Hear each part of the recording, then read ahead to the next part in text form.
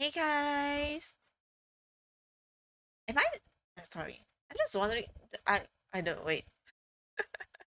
Am I lagging? Cause it feels like okay. Wait, I think it's okay now. Yeah, just now earlier I thought I was kind of lagging a little bit, but it seems okay now. Anyways, uh, hi Mori, hello, how are you? Okay, can you guys hear the in-game audio by the way?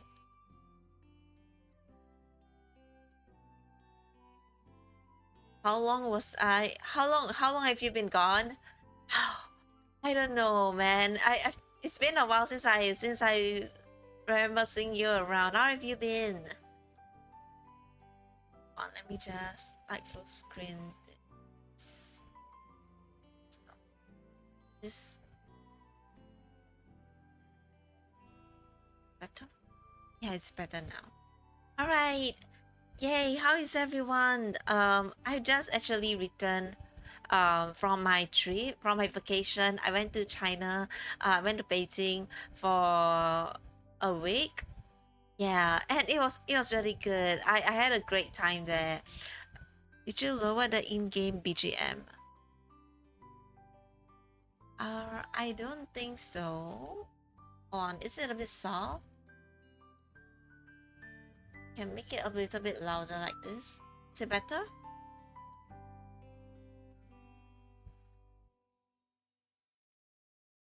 Is it? Okay, that's good. That's good. Oh yeah, I just returned from Beijing on Friday. And it is my first time over there in Beijing, and I love it.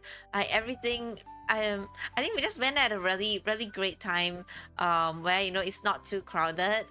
The weather is really nice too, and I'll say like all the places that we went to, like the places of attraction and all that, they are all really impressive, really amazing. And the food there is also really nice as well. So yeah, I had a really great time there. Mm-mm-mm. Yeah. So for today we are going to be playing Love and Deepspace. They have a new main story chapter being released. So I want to like do this like on stream as well. Just to see, what is happening in the new story. And I already watched the promotional video, right? The PV, and Sarah is gonna star mainly Silas and Zane, and I'm really excited for it. We finally get to see more of Silas again. Yeah, so I'm really quite excited for this. Hold on, before um I start, let me just like clear a little bit of like the dailies thingy.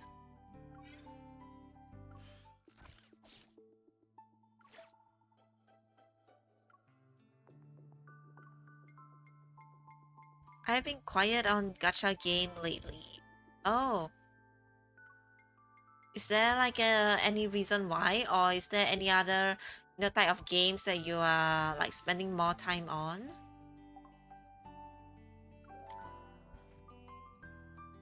I have actually leveled up like almost all of my Silas 5-star cards to level 80, and now I'm trying to awaken most of them. Yeah, so I've already awakened my first Silas Dragon Silas card. So now I'm on to the second Silas card, and then I want to basically awaken all of the Sun cards. I don't know if the correct name is called like Sun card, but yeah, basically get an idea, like the one with the sun symbols over here. Yeah, I want to get them all awakened first before I move on to like some of the other moon cards. Yeah. Other games, you have been playing Switch, Pokemon Legend of Arceus. Ah. Oh, Mori, do you know there's gonna be a new Switch, Switch 2? Are you planning to buy that as well? Okay. Yeah, done with our dailies. Weekly is done as well. Oh, okay. I'm also done with like the event actually. The events and all that. Yeah. So okay, now the current gacha is Zane's one. Yeah, so I can like just save up on all of my gacha right now. Oh, and I realize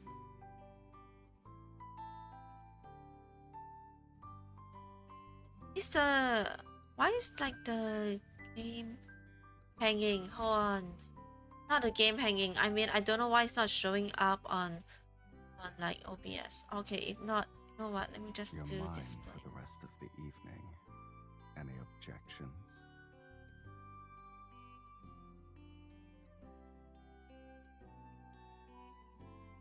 Okay, better now. Well, I just realized that like yeah, my playback it was stuck on like the first screen for some weird reason. Yeah. For context, Nintendo is ruining themselves. Switch 2 is bad. Terms and agreement of Switch 2 is you don't own the device, you only own the license to use the device. So even what you did in the device, No Nintendo need will to be block the two. scared. I'll give you a heads up before I touch you. What? Like right now, for instance.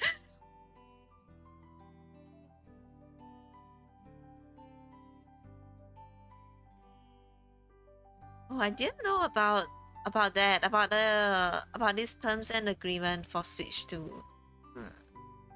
It's a new terms and agreement. Oh,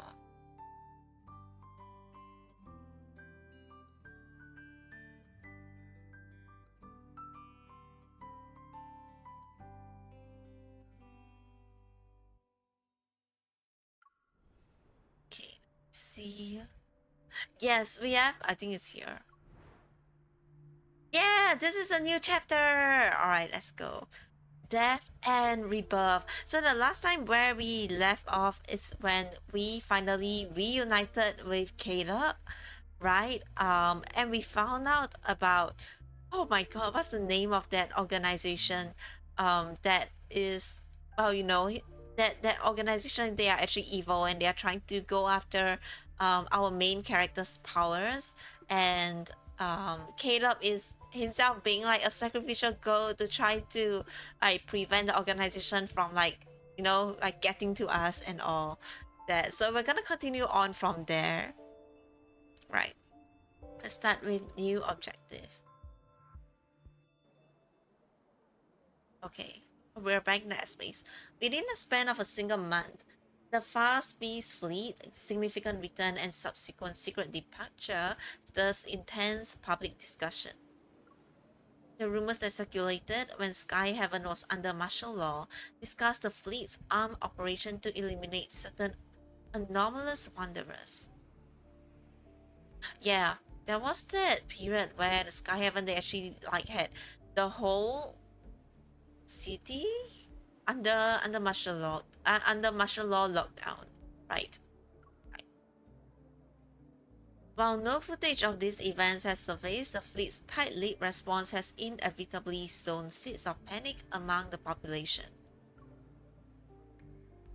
After the Chrono Reef catastrophe, the Hunters Association released several reports on wanderer evolution and their mutation.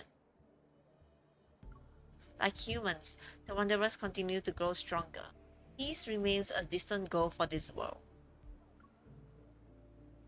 As people grow increasingly uneasy about the fleet's mysterious operations, a bombshell announcement takes everyone by surprise. Just ever is that evil organization. Wait, I was catching was that Sheen Pokemons? And you're catching shiny Pokemons. You rename them. What did you rename them as? 42nd. Wait, ever really announced the imminent launch of a project called the Fountain of Atia. The 42nd preview quickly becomes a global sensation and a focal point of discussions worldwide. Fountain of Atia, what's that? Is that in the Discord game chat? Okay. I'll go and see that later. The internet debates the development and application of protocol technology. Skyhaven, powered by protocol energy, becomes the target of widespread criticism due to the fleet's recent actions. countless conspiracy theories emerge. What is the fountain of a tear? I wish they like elaborate a little bit more on that, or like refresh our memory on that. Anyways, beneath the floating island, Lincoln scattered lights weave an intricate web across the land. In a windless night, dark figures flit by glass walls. They are quickly masked by the red glow of aircraft warning lights atop skyscrapers. The unrest brewing online seeps quietly into the physical world and ferments under Lincoln's facade of normalcy.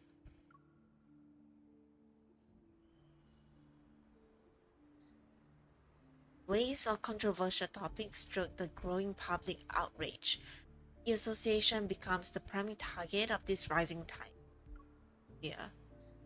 In response, the association implements a series of countermeasures.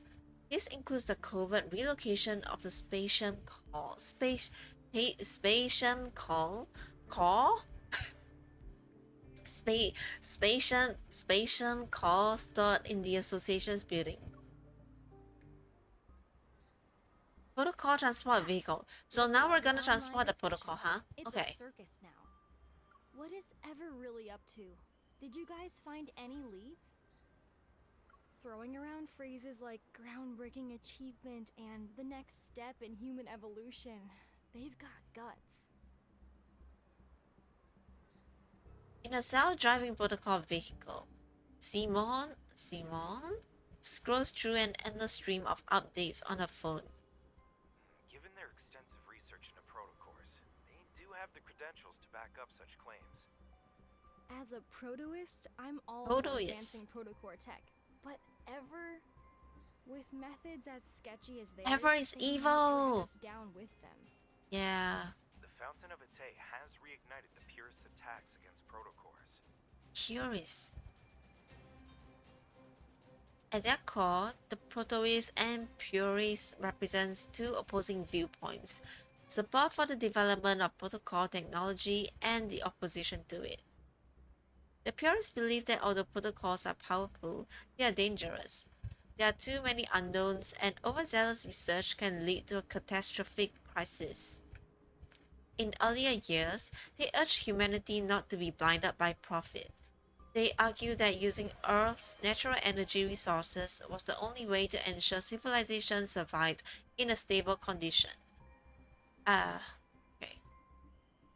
Our latest missions have been targeted Ah! by their radical members. Shuya, why do you bunk me? Hello, how are you?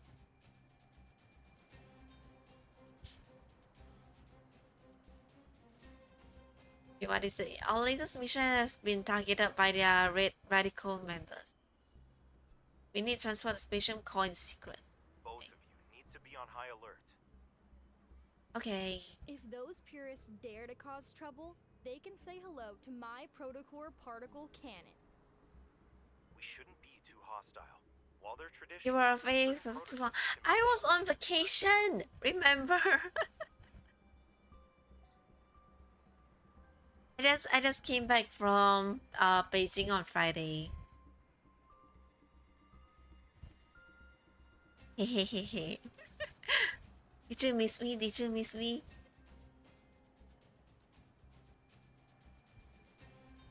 Traditional certain protoids can be just as extreme. After all, we've only researched less than 10% of a protocore's potential. There's nothing wrong with maintaining a healthy respect for the unknown. Wow, Andrew. A deep space hunter like you is defending the purists? Of course I They're the did. ones Ah, trying to stop our technological back. I'm progress. back. How have you been?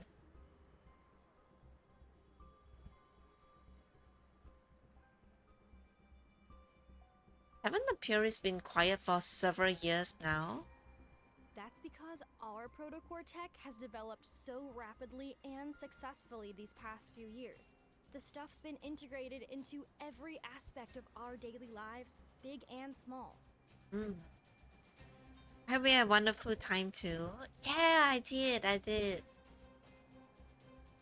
Like seriously, it's okay. It's my first time in Beijing, and I really, really actually had a great time over there. Like, I think we went at a really like I would say like the perfect timing because it's not too crowded over there. It's not like their holidays yet. So like when we go to all the attractions, I'll say in terms of the crowd and even queuing aspect is still really quite manageable. It's not too like crowded. And then the weather was really nice too. When we went there, it's actually really cooling. I think except for 3 days where it was really it got a little bit hot, but after than that, most of the time it was just really like nice weather. It's like bright and clear skies, but you don't feel like hot, like warm at all. Yeah, so it was just like the perfect weather over there. And what else? And everything like from I'll say the attractions that we went to, like for example, we went to the what's it called? The Forbidden Palace. We went to oh my uh, basically like a lot of the places that we went to, they are really really impressive, I would say, and rich in a lot of like the historical and also cultural aspects as well. So it's really really nice. The food there is also really tasty too, and I'll say it's very close and similar to the palette that we are I mean, me and my family, we are used to, like in Singapore. So there's no like issue with like the foods as well. It's all really really tasty too. Yeah, so it's actually that's a really good experience overall over there in Beijing. And I'm actually like kind of looking forward to like planning another trip to China, not anytime like soon, of course, probably next year. Yeah, I think next year, because I mean China is so big, and there's so many other, I'll say, states that I want to also like visit, and travel and explore as well. Yeah, so probably sometime next year. Actually, the period when we went this time around like May is actually such a good period. So I think maybe I might plan around next year May as well. Yeah. Mm-mm. Yeah, so it's just a really good experience overall. And everything over there is so convenient. I'm not even joking. Like, I'll say like the like from like transport and even like payment and everything's all done through, like, yeah, it's done through an app, right? And it just makes like a lot of things like really really convenient. Yeah. So like if you had like WeChat, it's really just a one-stop app for everything. Like you want to book like attraction tickets, you want to book like private taxi, or like car for hiring, or you want to like do your payment. It's all just through one app. It's so convenient. It's so so convenient. Yeah, so I'm just like, oh my god, it's just really impressive. Like over there when I was there, like everything can just be done with like just an app. You just need like a phone, you can go around like anywhere. Yeah. So anyways, that was like I'll say like my impression so far with China. It's amazing. It's amazing. Yeah. Wait, what's this? Right. Still on this argument. The purists always insisted that humans shouldn't develop protocore technology. But the reality is, humanity can't live without it now. Facts speak louder than Interesting. Hope I words. can visit China someday. Mm, really, I do highly recommend. I do highly recommend.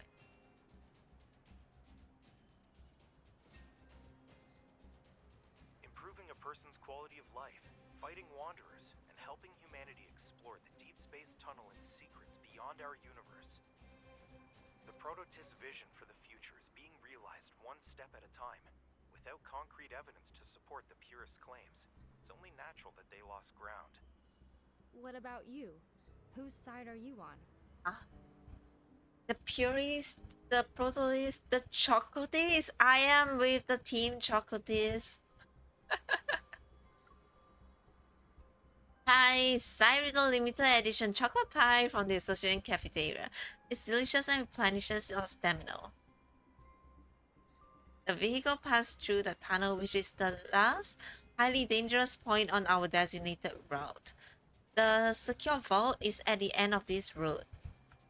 Metaflux levels are within a stable range. Begin storage intake procedures. worked hard today. Since this is our last shift, let's finish strong. Late night snacks are on me. Oh, what are we gonna eat? Wait, there's a massive surge in metaflux heading straight for us. It's coming in fast. The readings are normal. You guys, Oh, what the fuck? Oh my god! At that moment, a truck wreathed in flames and crackling with powerful metaflux comes barreling towards us from behind. It's going at full speed. As soon as Simon and I jump out of the cargo hold, our transport vehicle is violently thrown into the air. An explosion releases searing heat behind us. You have an emergency! Transport vehicle 109... 109? Or is it I09? Never mind. Transport vehicle 109 is under attack. Coordinates are being transmitted, requesting backup. Wow! Oh my god! Before we can find our way... Before we can find our footing, there's another explosion. We're sent flying through the air. Protocol particles drift... Okay, wait, let me just read this. Protocol particles drift around the overturned transport vehicle.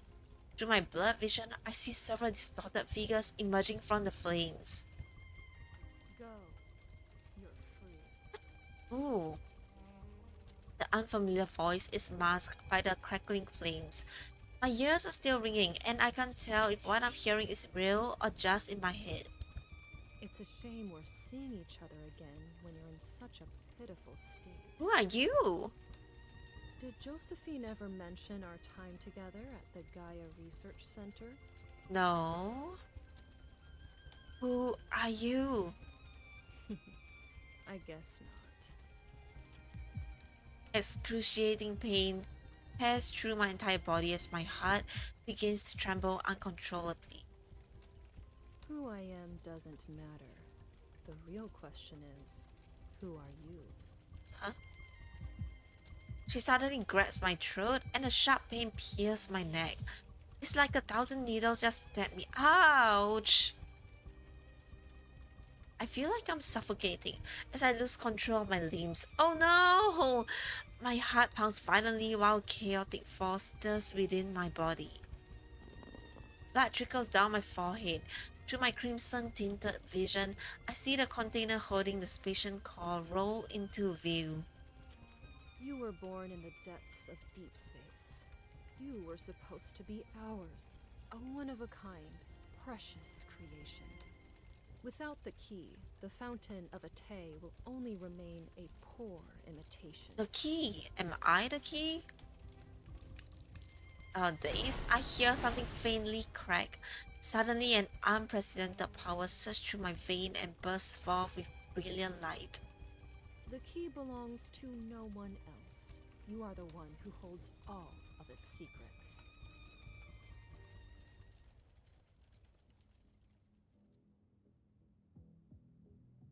Okay, give me a minute.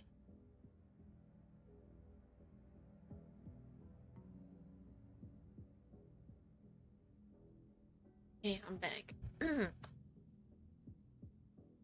Transporting the spatial core was a classified mission for special operations. The attack wasn't revealed to the outside world. Really? Such a huge explosion happened, and it's two explosions. You tell me it wasn't revealed to the outside world? After spending 2 days in the hospital, Simone and I were ordered to suspend all missions and focus on resting until we made a full recovery. Afterward, Jenna secretly visited us to reveal the truth. The association president, as well as others, suspected there was a high-ranking mole in the association. Since Simone and I were now known to the enemy, we needed to lay low. Our temporary suspension was to protect us and serve as a smokescreen. Externally, the radical purists needed to be handled with caution. Internally, dealing with the mole would inevitably disrupt their plans. Jenna didn't really talk about the spatial core. She just gave me a look that told me to be patient.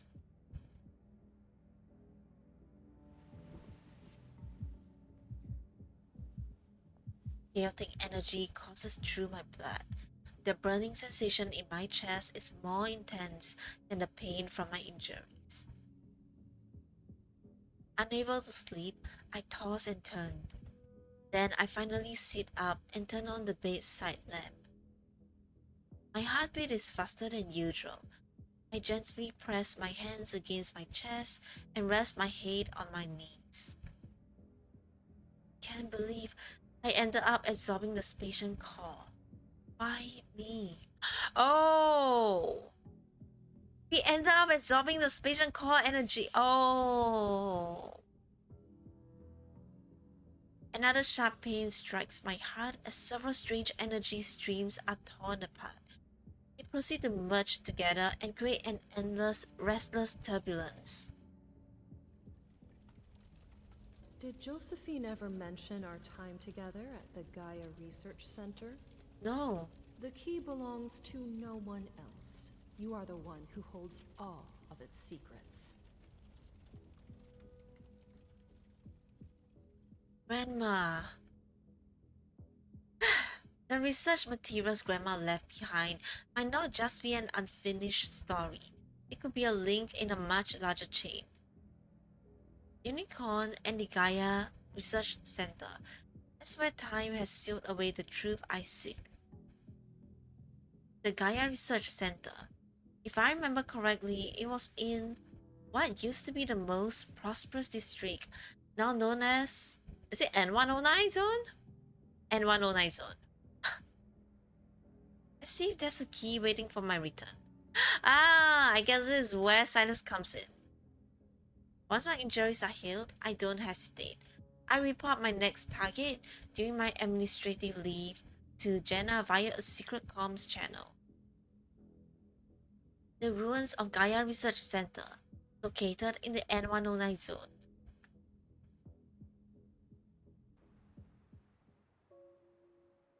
In the Arctic, amidst the snow-covered mountains stands a building of precise geometric perfection, the Fractal Library. It was erected at an unknown time. The library door slowly wearing robes, a young boy with snow-white hair pushes them open. Soft ethereal light spills out from behind the doorway and touches the snow. The boy looks down and gently scoops up the small white creature by his feet. It's time to collect what's due from the 7-year promise, Shuchi. We need to pay the emissary a visit. Who is that? 7-year promise. Pay the emissary. I wonder how he's doing. How have these 7 years treated him? Is he getting along with his classmates? Did he succeed in his thesis defense? Is he talking about Zane? I think he's talking about Zane. As the white light fades, the boy's foot sinks into something soft. Snowflakes fall onto his head. He's surprised. Huh? How did the library end up here? Did I mess up the incantation? The white creature suddenly leaps down and runs away. Its tail playfully draws arcs in the snow behind it. Shuchi, I know you haven't seen snow in a long time, but that doesn't mean you can just run off. The boy hastily grabs his traveling bag and runs after the creature. He managed to catch its tail just before he falls face first into the snow. Wait, so I'm guessing the library is like a... what do you call it? Like a teleport machine thingy? Behind him, the massive library door slowly closed. Uh-oh. He raised his hand only to realize he left the assessor's bracelet the emissary gave him in the library. Oh, Book of Answers, just this once, would you be so kind as to tell me where I am? His bag suddenly bulges as a thick book emerges from it. Opening itself, he rapidly flips through its pages before finally materializing 2 words. The Arctic. How long will it take to get back to The Book of Answers flip its pages once more. 8,000 kilometers! Oh my, oh my god. Aw. Oh. In the desolate Arctic, a boy and his companion silently drag their luggage, their figures gradually vanishing into the endless expanse of white.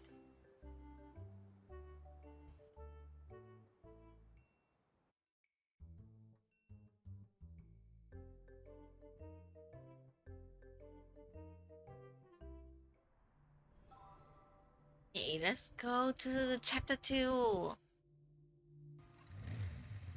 We are back in N109 zone! Okay. Uh, leaving the southern area of Lincoln City, I drive down Blair Boulevard. The scenery on both sides of this wide street slowly det- deteriorates.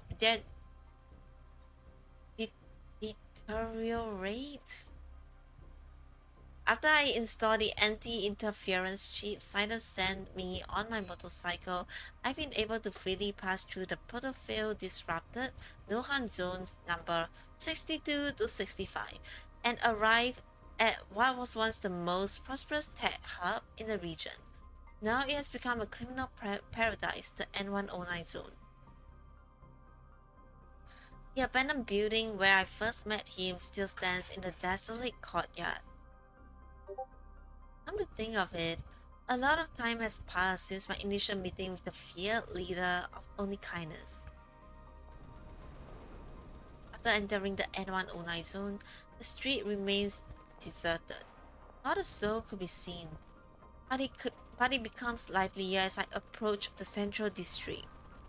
Is that gunshot that I'm hearing? A river of people flows through the street. They surge with me towards the same destination. What's going on? It sounds like it's coming from Charon.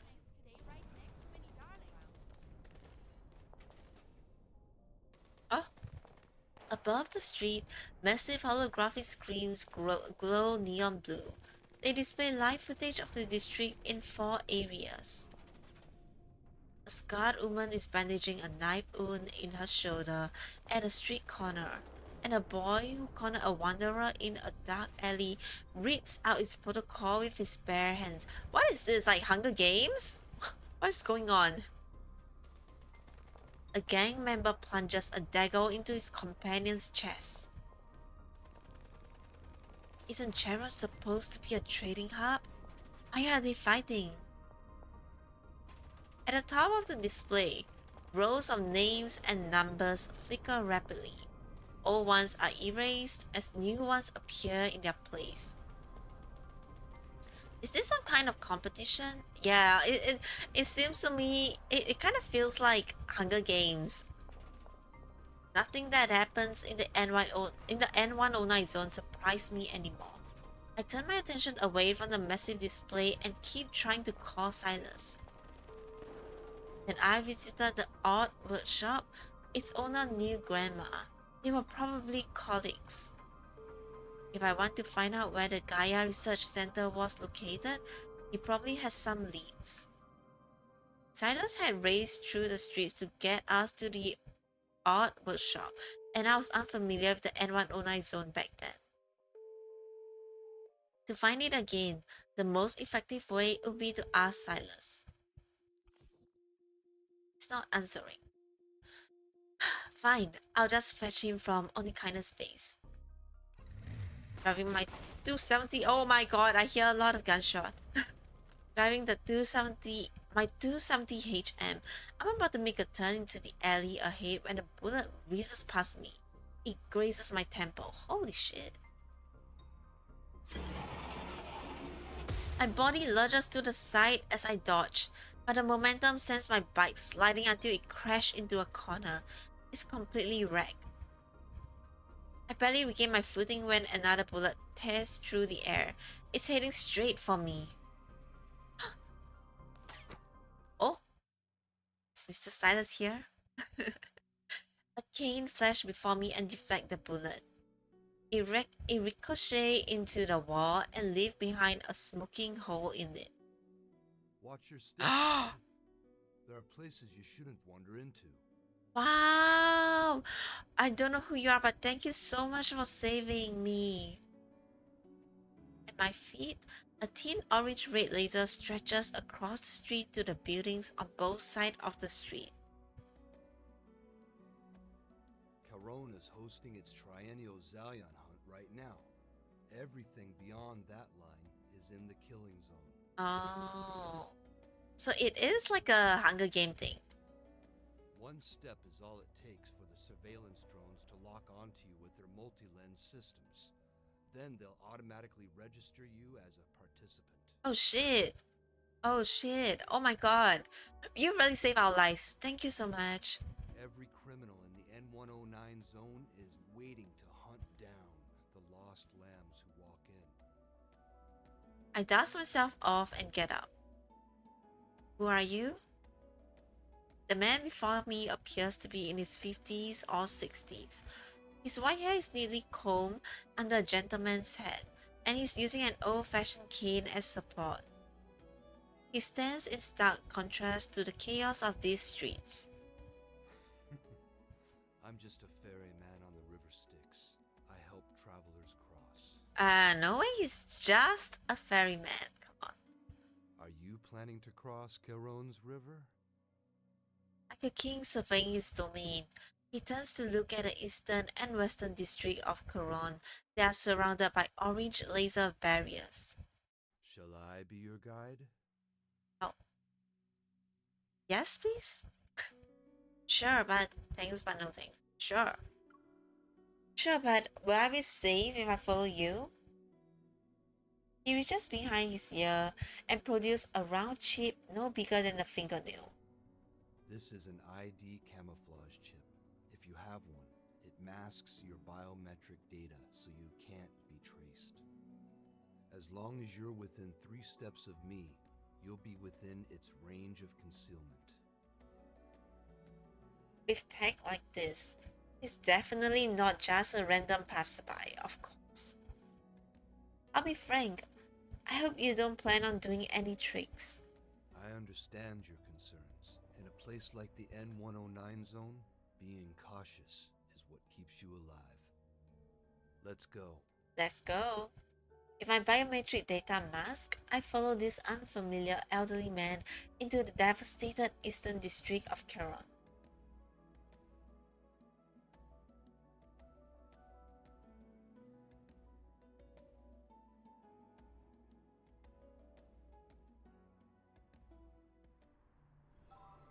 Hey.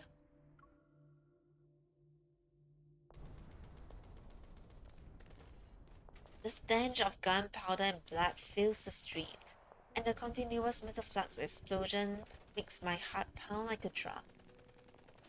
If you're not like those criminals, then you shouldn't mind answering a few questions.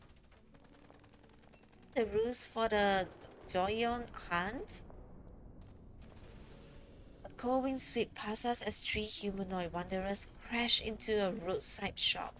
They grab and tear a person's limbs apart. But then a sudden protocol explosion engulfs the storefront. They're like that. Hunts of the primal variety. People become hunters and prey to fight for a gold coin. With it, they'll be granted one wish from the Lord of Caron. At the very end, whoever enters the central arena with the coin and remains the last one standing becomes the winner. On the upper floor of a shop, a drunken man leans halfway out. He quietly raises his gun in our direction. You can use evil weapons, protocol weapons, and your own fists. A roar resounds before the bullet can leave the gun. We remain untouched as our would-be attacker falls, his chest pierced by metal flux. Wanderers are just another weapon people use to hunt each other. Oh wait, so people actually set wanderers out during this hunt. The drones record everything. The screen immediately cycles between shots of death and victory. And somewhere in the darkness, thunderous cheers erupt from the crowd.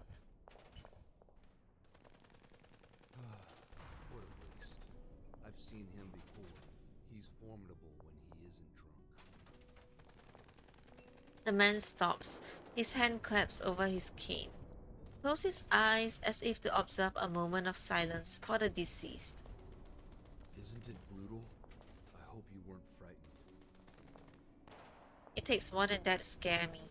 I've witnessed deaths worse than this. Indeed. Life has a way of catching us off guard.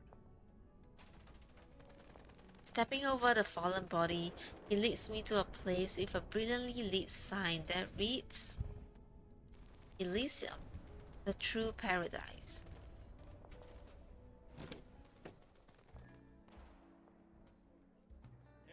The familiar bar is packed tonight. Everyone clutches their drinks as they are gathered around a screen that's broadcasting the Zion hunt. Here are the latest predictions. You Oh can't miss wow. these guaranteed winners. Come one, come all. Who wants to join the fray? Join us. Yeah, it's really like Hunger Games. Stop banging on my tables. Do you think hiding in my little sanctuary and drinking your life away makes you special? It's not like I don't pay for my drinks.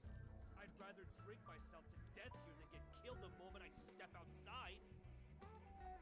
Amidst the cacophony of voices urging people to place their bets, this dangerous business brewed from human lives proves to be very enticing. A lot of folks are placing bets this year. But being the hunt's primary target isn't exactly a blessing. Opportunity is always born from danger. It's a traditional rule of the Zalian hunt. The elderly voice cuts through the air with commanding authority. Everyone turns their heads at the same time. Our old man Dimitri's here. Dimitri? Wait! Dimitri, that's a very familiar name. Who's your pick this year, old man? I need to discuss something with a friend. Would you mind waiting here for a moment? The meal sets here are good, and the drinks are decent. Give them a try if you're interested. I politely nod. However, I've decided not to touch the food in this place. Oh, dear. Why did you say our drinks are decent? You're so picky, Gramps. A pair of lemon-scented hands encircle my neck, but they quickly pull away before I can retaliate. The owner of Elysium moves to face me. Ah, we meet again, Missy. You're really something else if you know someone like Dimitri. His name is Dimitri. Who is he exactly? He's the Lord of Charon. As the true owner of Charon, Dimitri is the one who hosts the Zion hunt. The arena at the center of the market belongs to him too. But Charon is supposed to be a free trading zone. How can a place like that have an owner? You're not the only one curious about it. But Dimitri's background, Elysium has been open for years. But I haven't heard anything about his past. Even Silas, the leader of Anakinus, keeps his distance from Dimitri. Come to think of it, Silas hasn't mentioned him before. Wait, really? Wait. I thought we came across his name before somewhere before. Anyways, Since this isn't our first meeting, let me properly introduce myself. Aslin, That's my name. nice to meet you. Would you like to order something? I'll pass. I didn't bring my wallet. Aslin's lips curl into a mysterious smile. Elysium doesn't always collect payment in cash, and our services extend beyond just filling empty stomachs. While I can ask for details, Dimitri returns and gives me a nod. I've finished my business. Come here. I'll escort you out. Wow. It's a bit pressurizing now after knowing like his background, you know, like knowing his identity and who he is, like whoa. And I thought he was like, I mean, of course I know he's not just like a simple like old man, you know, wandering around the streets. but holy shit, to actually be the the actual Lord and owner of Charon, and actually the one who is hosting this current Hunger Games shit. Yeah, this old man is kind of scary. Okay, behind the counter, Eslin lower her voice and winks at me. If you need anything special in the future, ask for the connoisseur's menu. On the I'll give you sauce a man. 20% discount. I wonder what's on the menu. Bye-bye. Come back soon. Mm. Oh my god, and it's a battlefield right outside. As I step outside, gunshots, screams, and maniacal laughter fill my ears once more. It's hard to believe that this refined elderly gentleman beside me is the master of a hellish domain. So, I heard you're the Lord of Charon. Why are you hosting these death matches? Can you really grant wishes? Why do you host the Zoyan's Hunt? Do you enjoy watching people fight and kill each other? Fighting, killing, surviving by any means necessary. That has always been the way of life here. With or without the Zalian, the cycle of violence will continue perpetually in the N109 zone. Dimitri leading the way, every danger we encounter becomes something to walk past. It allows me to safely traverse this lawless battlefield. Oh, Mephisto! Ah, sorry, if Mephisto is here, then you know Silas is just right around the corner anyway. Just as I'm about to step over the thin, orange-red laser, a familiar crow breaks the silence. Across the street, Mephisto perched on a lamppost. He looks at me and tilts his head. Hi. Wait, why is the first thing we say to Mephisto? Hi. Your friend is here to pick you up. The cane falls onto the laser line, and a lot of Charon stops at the edge of his territory, taking not a step further. I'm sure our next meeting will be much sooner than this time. Oh? What do you mean? I mean, my duty as your escort has come to an end. Until we meet again. Dimitri watches me leave with an unwavering smile. An ordinary old man out for a walk in the park. Okay, this guy is actually scary. He is actually quite scary.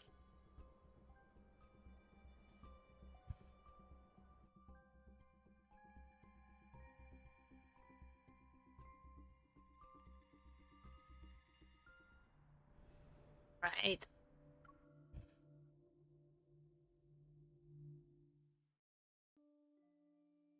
With Mephisto as my escort, I arrive at the familiar base without a hitch.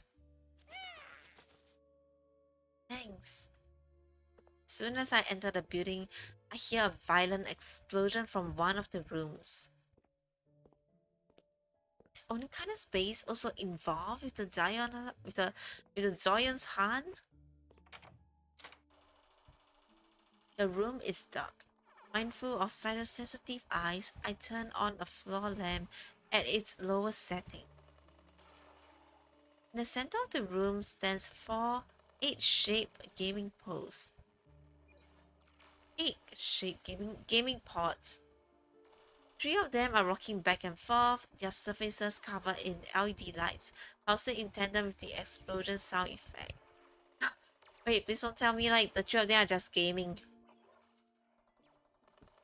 I walk up to Silas' gaming pod and knock on it several times. Silas. Silas!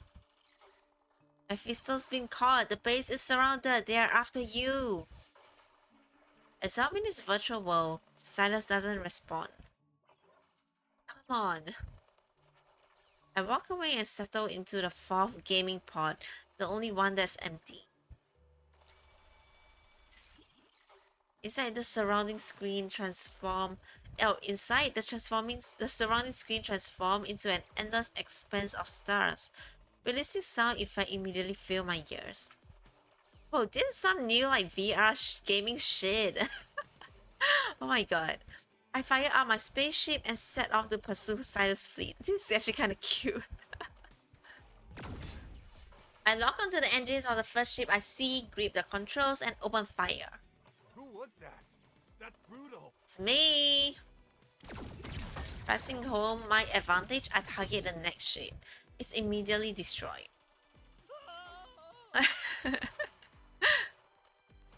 And just like that, only one ship remains in the game aside from mine.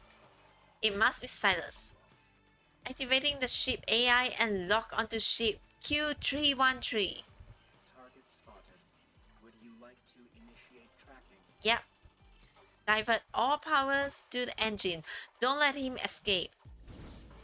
My ship engines burst with brilliant blue light as I surge towards Silas' vessel. Ship Q313 remains unfazed. It gracefully spins away from my attacks as I close in. However, the elegant move proves to be costly. The ship's tail grazes a meteor, oh my god, which triggers red warning lights in Silas' cockpit. The simulation ends with the blaring alarms still echoing as the gaming pod slowly opens. Silas emerges and removes his hologram helmet. We meet again! Ah! Why were you so riled up? You blew up half the battlefield, too. Are you satisfied now? I'm short on time. After I ask my question, I'll go. I expected him to make excuses about losing the game. Instead, he furrows his brow while he stares at me. What? You had something nice to eat? No. I was just at Elysium. The owner and I caught up. Playing dumb isn't very nice, kitten. As he speaks, he moves closer to me as if sensing something. A special protocore. Oh! Is it an ether core? Oh, okay, wait, he sensed that I absorbed the spatial core energy. Oh my god, how did he do that? Silas' accurate assessment catches me off guard. While trying to keep the energy within me stable, I turn to look at him and respond with an inquisitive smile. What's wrong? Weren't you always hoping I'll get stronger? Who gave it to you? Yeah, nah, no one. I got blew up in like an explosion, and somehow it just, I don't know, I just absorbed the energy. Me is related to an incident. A few days ago, the Hunters Association Protocol transport vehicle was attacked. I was on it. I heard. The association getting humiliated is an excellent source of entertainment for the N109 zone. Strange person infiltrated a group of attackers. She found me and started talking about these bizarre things. The stuff is still uncertain, so I decided to tell Silas only the simplest parts. Just as I was on the verge of losing consciousness, my body instinctively absorbed the spatial core. His Adam apple bobs once, and I caught a glimpse of the protocol in his eyes emitting a dizzying red glow. Before I can get a better look, he walks to the minibar. He downs a glass of liquor in one go. A turbulent energy within me finally settles down, and I realize Silas is locked in an intense battle against his desire for protocols. Setting aside the possibility that you're here to show off your shiny new protocore, Cause we're what not. brings you to the N109 zone? I walk towards him and bring up a holographic map on my watch interface. This map was created during Lincoln City final field survey before the Chrono Reef catastrophe. And As I continue to zoom in on the display, the words Gaia Research Center appear on the map. The person who almost killed me said I first appeared here during one of the Unicorn research team's experiments. Silas glanced at it before turning his attention to the chessboard on the table. And you actually believe that nonsense? I need to go there and find answers. Then I will know if she's lying or not. Hmm. Hmm.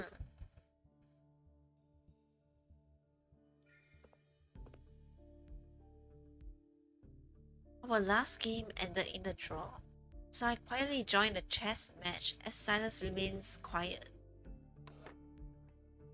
Hey Aura, hello, how are you? Just here for the high chance of me squealing. Oh, I maybe later, maybe later.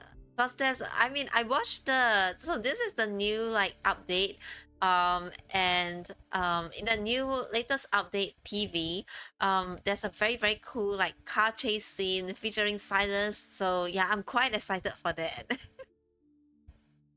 After surveying the chessboard, I moved up my rook from the back rank. When I was younger, I had doubts about my past. Later, I figured that so long as I was healthy and safe, none of it really mattered. But a human heart shouldn't contain a protocol. I need to find out who I really am instead of waiting for mysterious people to find me. As soon as I reach for another piece, Silas immediately captures one of my pawns. And then what? Do you actually believe that learning about your past will make things better? When I see people, whether close or distant, suddenly racing towards a destination, refusing to accept the unfavorable position, I look at the chessboard again. I take my knight, my only chance for a breakthrough. The one who seems to stay still may be left at a disadvantage forever. That's just what it looks like on the surface, kitten. As soon as you make your move, you give your opponents an opening. Delicious story for delicious man.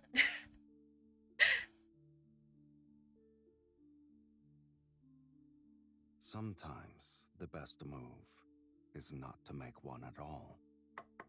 As he speaks, he taps my king. It's safe for now, but it's trapped in the setup for a pincer attack. There's little hope of escape. What about you?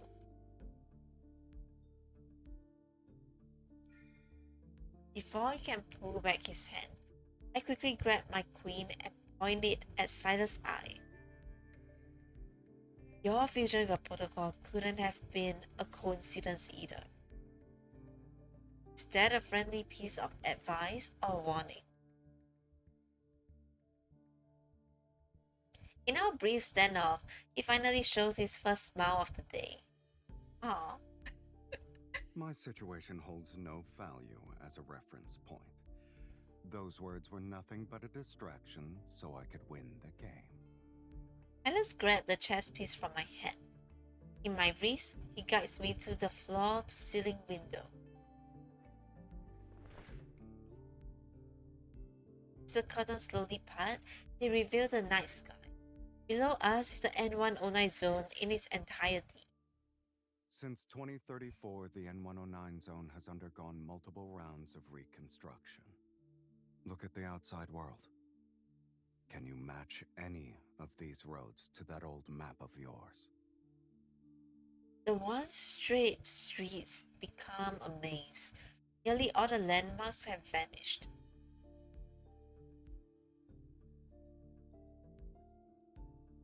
Surely the people who used to live here.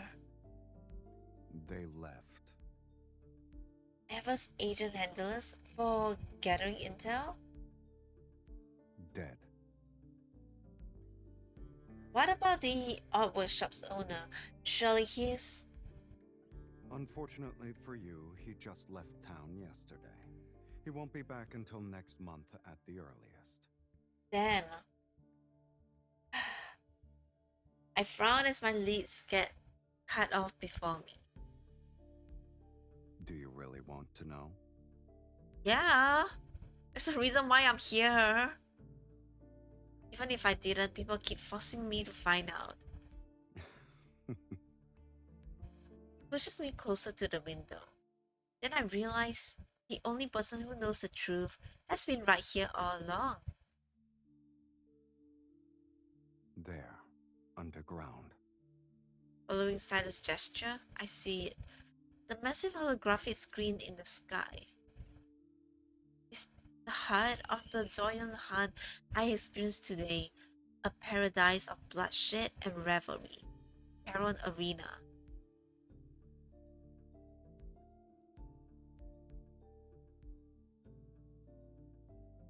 Ah, I guess that's why just now the old man was saying we'll meet again soon. He knows. Does he already know what we are trying to look for? Ah, so I guess the only way for us to be able to number one meet the old man again, number two to go into, to ask questions and find out answers is to join the hunt. Massive holographic display makes everything feel strangely unreal. The latest ranking continues to scroll by. The individual in first place has remained unchanged since this afternoon. To hold the top spot for so long is such a brutal hand. He must be strong. He's been at the top since last night. He's good. I'll give him that. Each change in the rankings marks the end of another life. They know it's suicide, yet they still eagerly rush in. Is that coin really worth it? I see you know a thing or two. But fewer than 30% of the participants are there for that coin. Oh? What are In they the there for? N109 zone, what matters more is the desire to hunt, the thirst for bloodshed, the craving for domination. Or a means to prove one's loyalty. Voluntary Hunger Games. Yeah. He steps away from the window, and a curtain closes behind him. Through the gap, a red X appears over the first place portrait before it vanishes forever from the giant screen. Oh wait, is the first place guy dead? Based on your experience, how much longer will the hunt last? Since the dazzling neon lights have been blocked, my thoughts become clearer. The safest option would be to search under the arena after the hunt ends. By the looks of it, the finals will start tomorrow. This stage always ends quickly. It never goes beyond 6 or 7 days.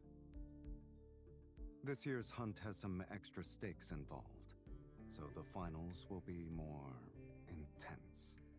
It'll be over in 2 days. After that,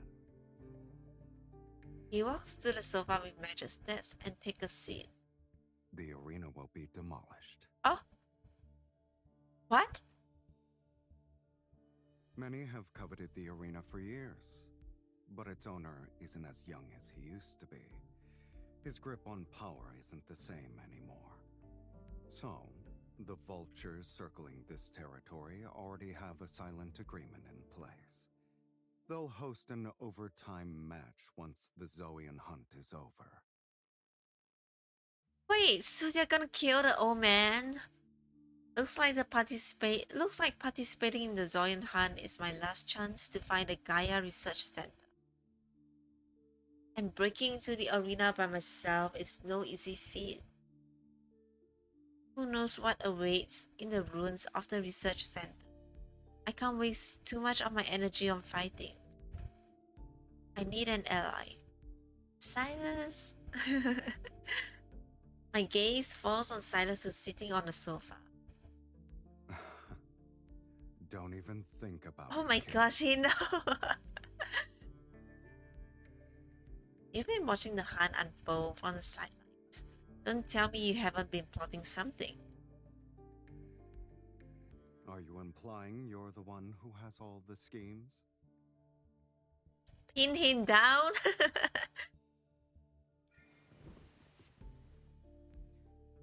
Pretending to threaten him, I playfully pin him down on the sofa. You say they don't mind me using you, and right now I really want to use you so I can get into the arena. It's not like you will lose if you join. It's a win-win situation, right? If you want to drag me into this, flattery and tricks won't be enough. I'm afraid I'll have to disappoint you, kitten. I have guests to meet, so I can't join you in your gladiator game.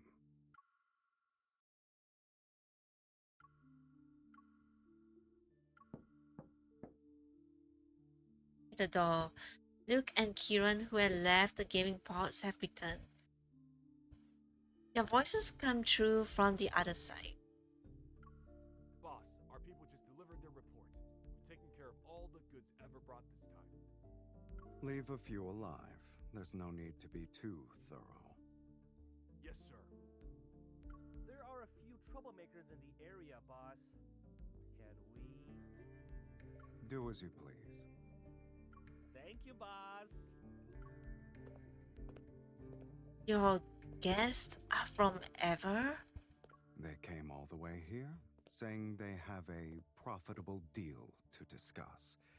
How could I not play the role of a gracious host? You're planning to take them all down? Is it a bad idea? It's great, actually.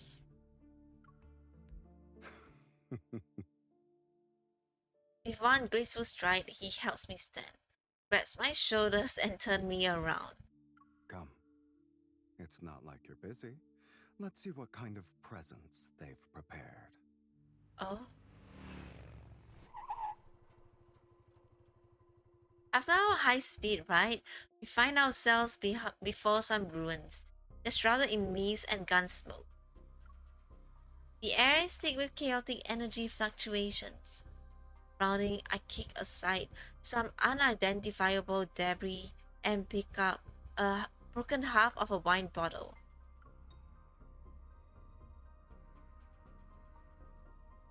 Hundred-year wine, empty jewelry boxes.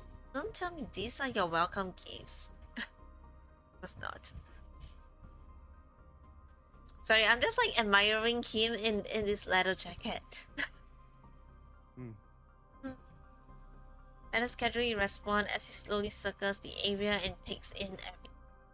They know I won't show up, yet they're still playing a game of pretense. Would you like to guess the reason, kitten? He looks like Leon Kennedy here. Oh wait, Leon Kennedy. Wait, is that from Resident Evil or something? Resident Evil, yeah. Oh. Yeah, actually a little. Either Eva is confident enough to think you will accept their deal, or the deal is just a front. They're hiding something that can be used against you. That's why I won't sit around waiting for them to make their move. People only show their hand when they're backed into a corner and desperate to survive. Tyler stops walking, picks up a broken gun stock still containing traces of protocol energy, and crushes it. I prefer a direct, efficient approach. I run my fingers along the energy residue on the wall, using my evo to sense the fluctuation in the air. Various energy signatures are intermingled. Although they are erratic, they are not particularly strong. If these were meant to deal the killing blow, they are underwhelming. The real trump card is... Oh my god! Okay, wait.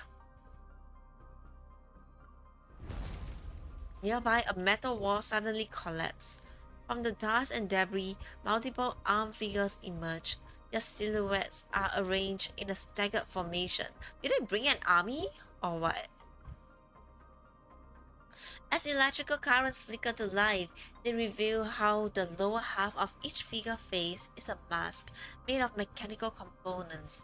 It's integrated into their bodies. Oh my god, so we have more, what do you call it? Robot, humanoid? Is that what they call? The energy readings are changing. Are they like, like how they did experiment like on Caleb, right? Like merging his like human body with like mechanical parts. Is that also what they did to these enemies that we are facing right now? Are they like alternate version of Caleb's? In a blink of an eye, dozens of thin blue beams simultaneously lock onto our foreheads. They've finally shown themselves. Just before the beams could pierce us, Silas grabs me and pulls us back. The spot where we once stood is reduced to scorched earth. I'm just about to catch my breath when the beams converge on us again. Get behind me. A black-red mist spreads out like a net. It lunges at the blue beams that are attacking us.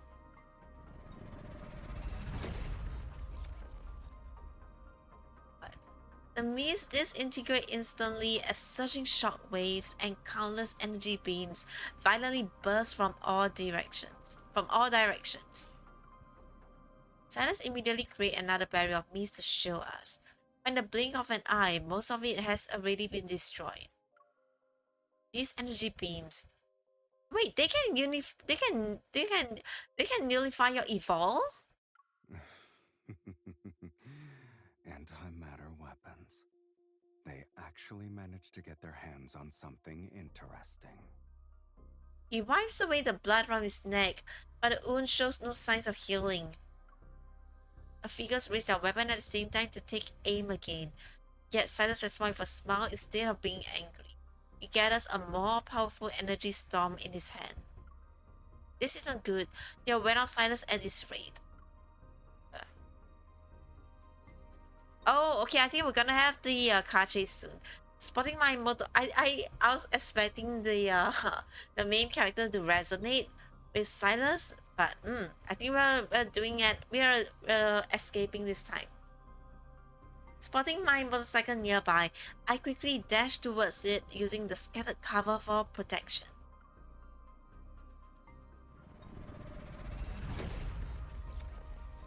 After another explosive blast, I race through the lingering dust cloud and return to Silas' side. The thundering roar of my bike's engine envelopes us. Come with me! Oh my god, this is actually kind of cute. Because like in the past, it's always Silas the one who's like like driving us, saving us, but this time around it's kind of like a little bit the other way around, and we see like I'll say like in terms of like the teamwork and chemistry happening as well. Aww. Anyway, the motorcycle roars at full throttle as we weave through the N109 zone. The sound of gunfire is hot on our heels. I duck and dodge the explosion around us while Silas sits back in the passenger seat. He wields his protocol weapon as if he's playing a shooting game. Are those really anti-matter weapons? Silas, were they specifically designed to take you down? Yeah, I'm pretty sure they are. They're just cheap knockoffs, kid. Keep your eyes on the road. Besides, A group of shadowy figures closing in behind us fall as Silas Evil strikes them down. I'm not alone. I have you. Oh my gosh. Wait, can I like screenshot this? This is so precious. Oh! Ah! I don't know if you guys like know like I can understand the significance of this. Like the fact that he's actually saying that, like he have us. He's relying on us too. Oh. Thank you for the hard eyes reading. Thank you. Two motorcyclists in black close in from both sides. They're trying to slam into me at the same time. I'm just a driver who follows the traffic rules. Already at full throttle, I make a split-second decision, step on the brake. I let my motorcycle fall back to dodge their coordinated attack. They're putting up quite a fight. How are you planning to shake off these guys? They don't have the energy fluctuations I see from those monsters, nor do they show any signs of being modified. But their movements are mechanical and rigid. It's as if they're following someone's commands. Oh! Could it be that thing? You know, like how Caleb has that chip being inserted in his brain? You think they also have like a chip inserted in their brain, which is why they are, like just following orders? We don't have much time. We'll reach Charon in 2 blocks. You better not forget to turn. Let's not crash into it, kitten. The boundary of the killing zone is ahead. The last untainted street marks the line between sanctuary and hell. A perfect foolproof plan quickly forms in my mind as I push my motorcycle horsepower to his limit. True, entering with the leader of only kindness. Amidst the wild howls of our pursuers, I charge towards the laser barrier. But that means I might end up being a target with you. Time seems to slow down as the orange red light sweeps over the front wheel of my motorcycle. It washes over my bike and Silas, who's behind me. Fully aware of Charon's rules, our masked pursuers stop just before the boundary. They're forced to watch us slip away. And now we are in the hunt. We turn and enter a deserted alley. My motorcycle finally gives out. Silas and I dismount. Uh-oh, we end up here after all. Whoops. But at least I have you shake off those pursuers. I might have believed it was an accident if you didn't sound so enthusiastic. Our faces suddenly appear on the district's central screen. They're magnified dozens of times over, oh my god. In the same instant, gunfire echoing throughout the killing zone falls silent. I think everyone is shocked that Silas is here. They're like, oh my god, what's the leader of Onikan doing here? Then, the still air breathes with passion as screams resound.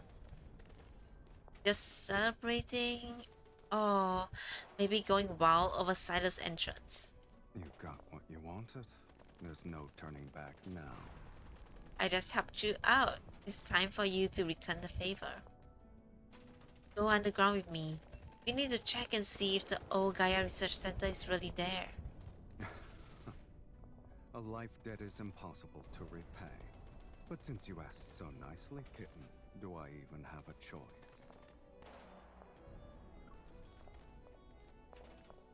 With Silas' laughter still in the air, I navigate through the alley's debris and barricades and make my way towards the Charon arena. Wait a minute. I'm starting to think you're planning to swoop in during the finals and catch everyone in your trap. I would never do such a thing. I'm not nearly as clever as you are. Oh, you Jess.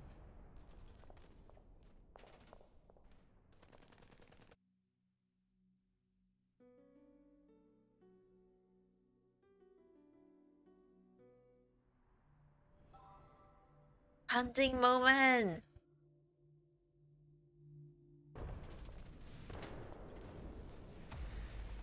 Countless bullets whiz above our head as I take cover.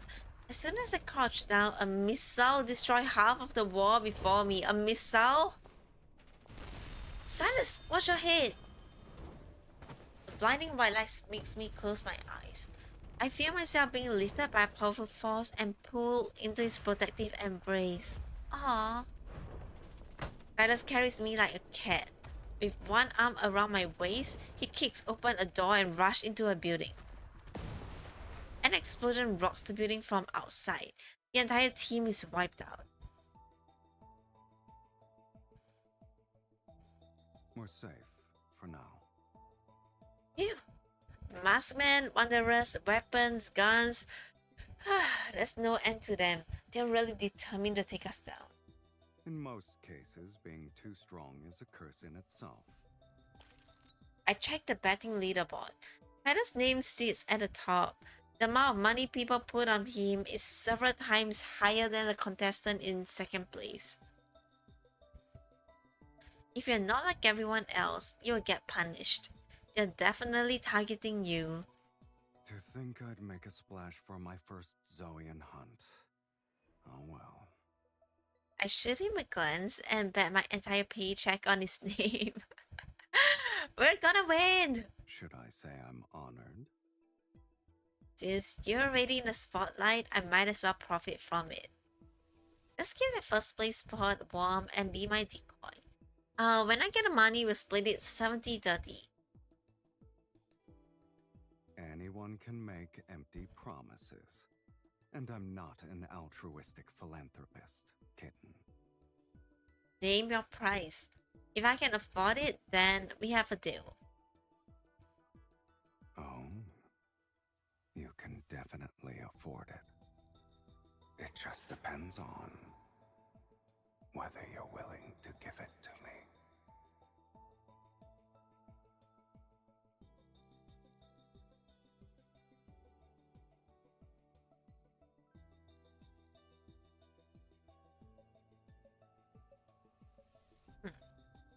Okay, he's definitely talking about the protocol here. Nice.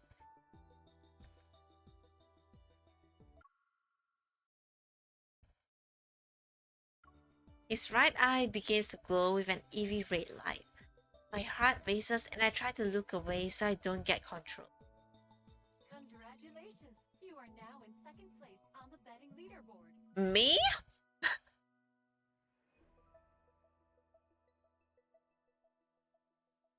My communication device vibrates just as Silas fiddles with his phone.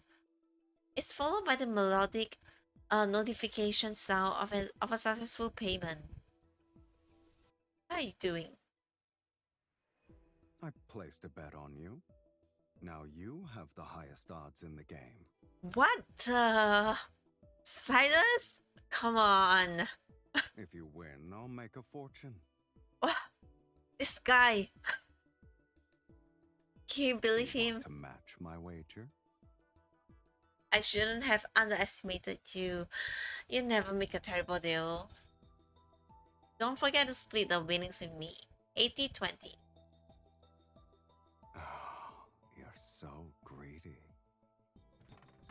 Just as our conversation helps me catch my breath, there's a rustling sound from the corner.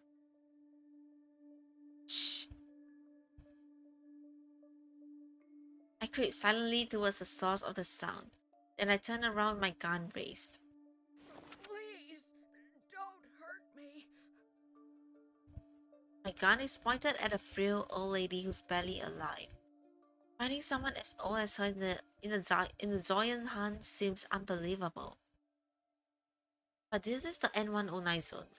Instead of lowering my gun, I tighten my grip and take another step towards her. How long have you been eavesdropping? Before I can ask another question, the flux suddenly surges. A wanderer must materialize and instantly lunge at the old lady. Huh? Look out! My hunter's instinct takes over before I can think. I try to protect the elderly woman. Pause. I try to protect the elderly woman by throwing myself over her. As I brace for impact, shards of metal flux explode behind me. They intertwine the weaves of a familiar mist.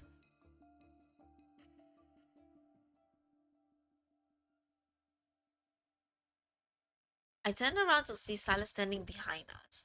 He flexes his wrist while traces of his evil linger around his hand. I take my eyes off you for 1 second and you just rush in. The association definitely trained you well, kitten. I'm grateful that you rescued me and gave me a backhanded compliment. Just as I try to push. Did that old lady stab me? Oh my god, you piece of shit. Just as I try to push myself up, a sharp pain shoots through my entire body. I look down. A dagger pulsing with evil energy is lodged in the lower right area of my abdomen. Wow, language. I'm didn't. Like, I saved you, and this is what you do to me? You literally stab me in the back.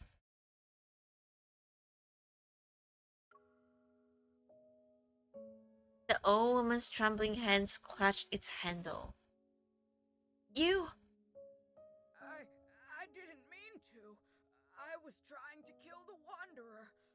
You're the one who got in the way. What nonsense? The Wanderer is already dead, honey. Silas picks me up as the old lady releases her grip on the dagger and flees. Shaking my head. Fool. A black mist starts chasing after her. I hold back my pain and press down Silas' arm. I shake my head. Let's take care of my wound first.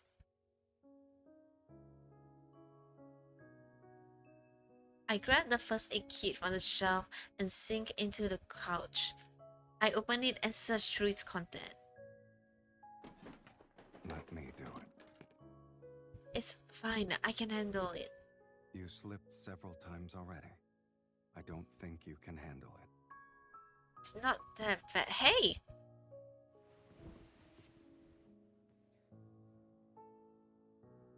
That great mist grabs my arms and lifts me into the air, yet my fall is unexpectedly gentle.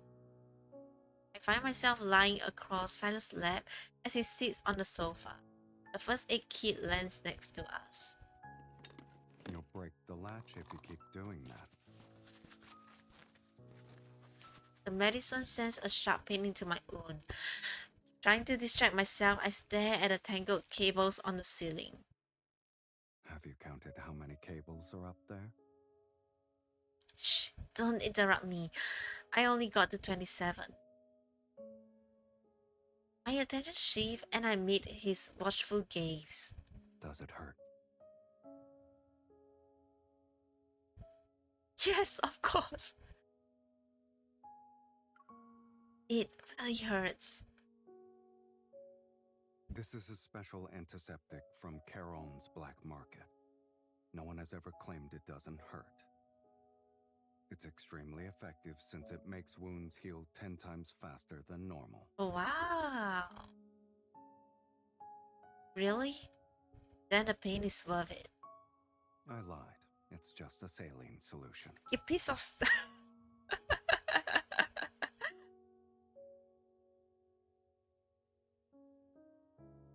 Silas discarded the cotton ball after he finished cleaning the wound. He holds the hemostatic dressing between his palm, then he pauses. You seem distracted. Are you thinking about that old woman? Yeah, Are you mad? of course I am. I'm not, it's just... I wouldn't say I'm angry. I'm just curious about what made her and the other people live here turn out like that. Maybe they don't think anything is wrong with what they've become. One man's hell is another man's paradise.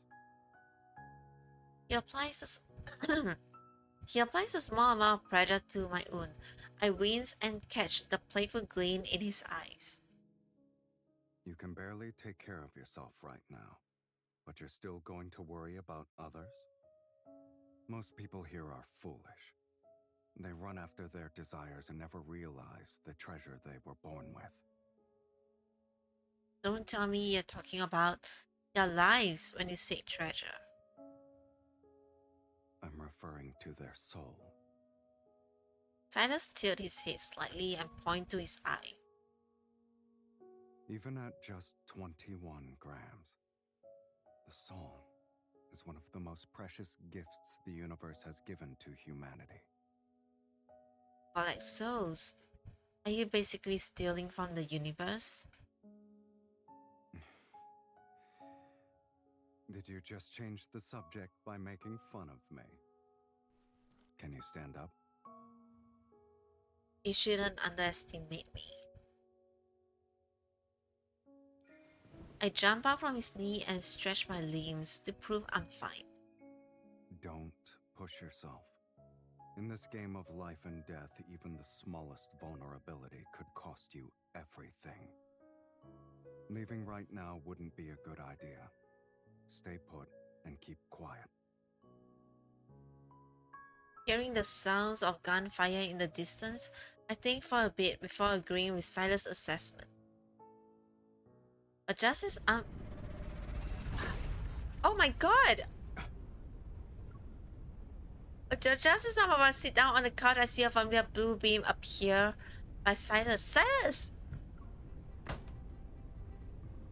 Wait, don't tell me ever joined the hunt too? At the last possible moment, Silas and I leaped from the window and narrowly escaped the blast. In the depths of the dark alley, familiar figures emerge. It's those masked figures again. They're very persistent. They seem to be very confident in their antimatter weapons. In fact, they genuinely believe those are enough to finish me off. They might though. What I meant was, don't underestimate them. I glance in their direction while I speak. There are 5 of them. The alley is on a dead end, so we can go left and flank them. Silas, draw their attention. I'll intercept them. You already planned everything out, huh? He nods.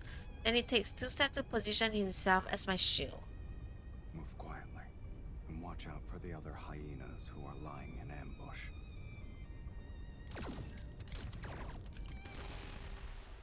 After the final thunderous blast, the dark alley is once again swallowed by nighttime fog and deathly silence. Are you okay? You stole the words right out of my mouth. Silas quickly checked my waist for any signs of bleeding. Then he turned his attention to the broken weapons and lifeless figures on the ground. The numbers don't add up. Almost 10 of them are missing. Hopefully they are already dead somewhere else. They won't die that easily with weapons like those. They're most likely in hiding and waiting for another chance to strike. How did they know we were here? Did our popularity give us away? Or could it be the old lady? Silas takes my wrist and his fingertip brush against my inner arm. My fingers curl out of reflex. What are you doing? He released my wrist and held up an almost transparent chip between his fingers. Oh my, what? What's that? Silas crushed the item and dropped its internal components to the ground. A tracking device. When? I tried to think back to everyone who could have planted that on me, but there are too many possibilities. Ever? Dimitri, that old woman? Was the old woman behind this? We're so focused on the wanderers that we overlook her. Regardless, this place isn't safe anymore. Come along now. Silas takes my wrist again and leads me out of the alley.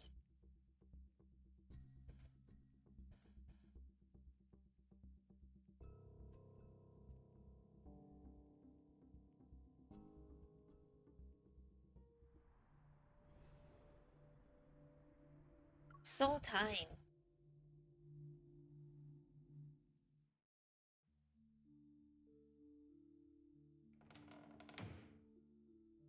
I thought finding a suitable hideout would take a lot of effort. But Silas knows exactly where to go. He quickly leads me to a vintage automobile repair shop near the arena. 2 vintage street lamps flicker inside. A desert highway, a desert highway backdrop and bullet holes. A desert highway backdrop and bullet holes decorate the entrance. It's quite fitting for our situation. After making sure we weren't being followed, I breathe a sigh of relief and pull up a chair to ease my pain.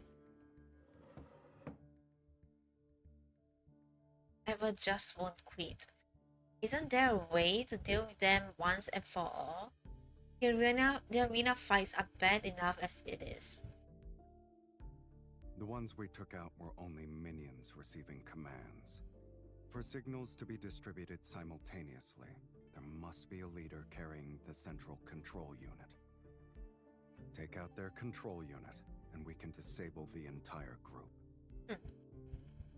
Speaking of which, I detected an unusual fluctuation when I encountered them. Silas turns around to look at me. What makes it unusual? I'm not sure how to explain it. Maybe it's connected to that control unit you mentioned. They've really been busy behind the scenes. They're using protocores like they're toys. Silas averts his gaze and turns away. He walks to a corner of the shop. Change of plans. We need to step up our game. What? Find the leader, neutralize them, and extract the control unit. We're going to do reverse tracking? That might work. I'll use those unit fluctuations to locate them. Silas crouches down by the decorative bar counter along the wall. The sound of rummaging soon fills the air. What are you doing? Oh, are you looking for weapons? I'm hungry, so I'm looking for food. I sit out, my interest is piqued. Is this place one of your properties? Maybe. That's Those a with yes? refined tastes know how to seek out places that match their standards. The vehicles outside are enough to prove the owner's discerning eye. I spoke too soon. After retrieving a bag of food from the cabinets decorated like wooden crates, Silas returned to the small table. A look of displeasure is on his face. These are emergency rations. If you're not picky, try to eat as much as you can. Canned food? That's not too bad. I thought it would be much worse considering how you acted. Weren't you the one who kept asking for more home comforts at the base? The base is for living, but this place is for surviving. The standards are different. But seriously, have you thought about making your chefs develop canned food? With their skills, we could have a gourmet canned food experience next time we end up in a situation like this. While I keep rumbling, the cans are open and arranged. Silas gives me a look but doesn't argue. What? How's your wound? No amount of talking will change that pain. Starting to think the medicine wasn't normal. It hurts even more now that I've stopped moving.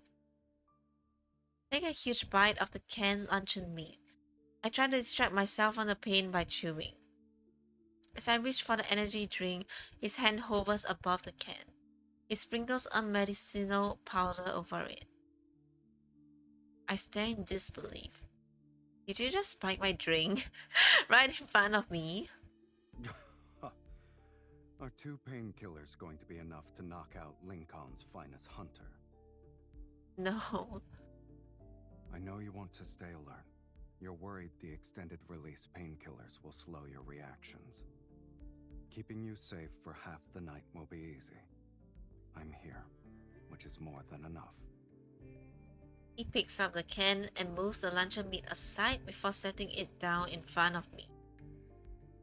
The small table becomes a chessboard once again, but this time my opponent send his pieces into my territory to supply his queen. My opponent sent his pieces. Okay.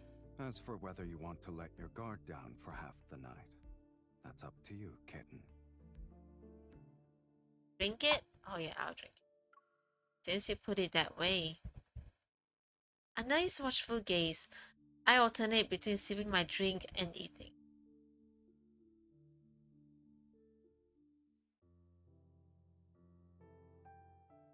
I quickly replenish my energy after consuming 3 cans of protein-rich food. The pain gradually dulls. Looking at my leftovers, I notice that Silas has barely touched his food. With a questioning look, I wave the can at him. I'm full. Really? You were full after eating one slice of meat? I don't want to eat. I don't like it. You're the one who said you were hungry. In the dim lighting, Silas fidgets with the can open. His gaze lingers on a particular vehicle, and his interest is evident. The last Slavernos in the world. This shop's owner really knows how to hide treasures in Caron. Sitting with a full stomach only made me drowsy, so I get up and follow him into the maze of vintage cars. A distorted figure flashed in my a distorted figure flashed in my peripheral vision. I turn around only to see my reflection in the glossy black car door.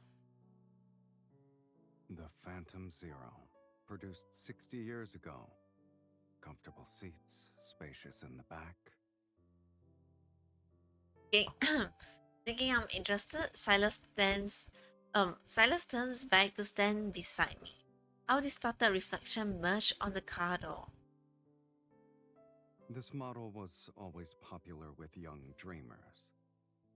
Are you one of them? Young dreamers. First of all, those young dreamers from 60 years ago should be elders by now. Secondly, this car is cool. I won't deny liking it even if you make fun of me. I wasn't. He does something I can't see, and the pitch black Phantom Zero's headlights suddenly turn on. They cast their beam on another car in front. I have daydreams too. Under the circle of headlights, the car stands like an actor, center stage was waiting for its story to begin. Silas stepped into the light with one hand in his pocket. Unhurried, he leans forward with his hand on the car door to get a closer look. Is this what you mentioned earlier? The Silverano. How am I supposed to pronounce this? Slaverno means Slaverno. explorer. It was the last model this company produced before going bankrupt. It sounds like they were exploring different methods to escape their desperate situation. Curious, I peer inside. A fine layer of dust has settled over the interior. Their exploration might not have ended well, but at least the name shows they never gave up hope. You have a knack for spinning inspirational tales. He looks more relaxed as he's leaning to the side. Against the car door, he looks at me. In reality, there was no tale about surviving despite the odds. It was just an ambition that withered before its time. In their final moments, they poured their last defiant breath into crafting this car's body and soul. What stands before you now is an embodiment of ambition that died 60 years ago. The car's headlights illuminate one side of him. They're almost blindingly bright. Looking at his reflection in the car window, I can't help but think that if this car had a soul, it would be just like Silas. I understand what he's trying to tell me. The essence of exploration is desire, and desire in turn fuels ambition. It pushes us to explore beyond our limits. Just like me, you, many others.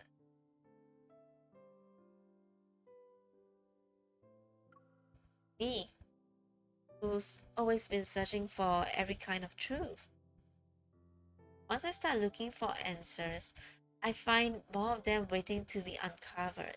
This quest for truth seems endless. Sometimes I'm afraid I'll be trapped forever in these endless layers of questions. I'll never find the ultimate truth. The sound of knuckles rapping against the car door snaps me back to reality. A gaze half hidden in the interplay of light and shadow is fixated on me. Don't worry. Your ambition means too much to me. I won't let it fade away so easily. My god. Dude, it's being so sweet right now. Ah, have you ever heard the saying that fate will run its course? No, and I don't care. Seemingly done with the conversation, he stands up. Oh, I forgot something. Can actually star like the voice line.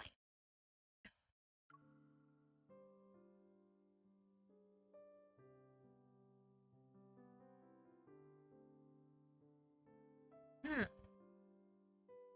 Seemingly done with the conversation, he stands up. He takes my wrist and leads me to the Phantom Zero. He opens the back door and tilts his head.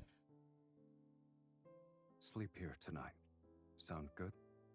The back seat is spacious, and the cushions are definitely soft enough. I turn.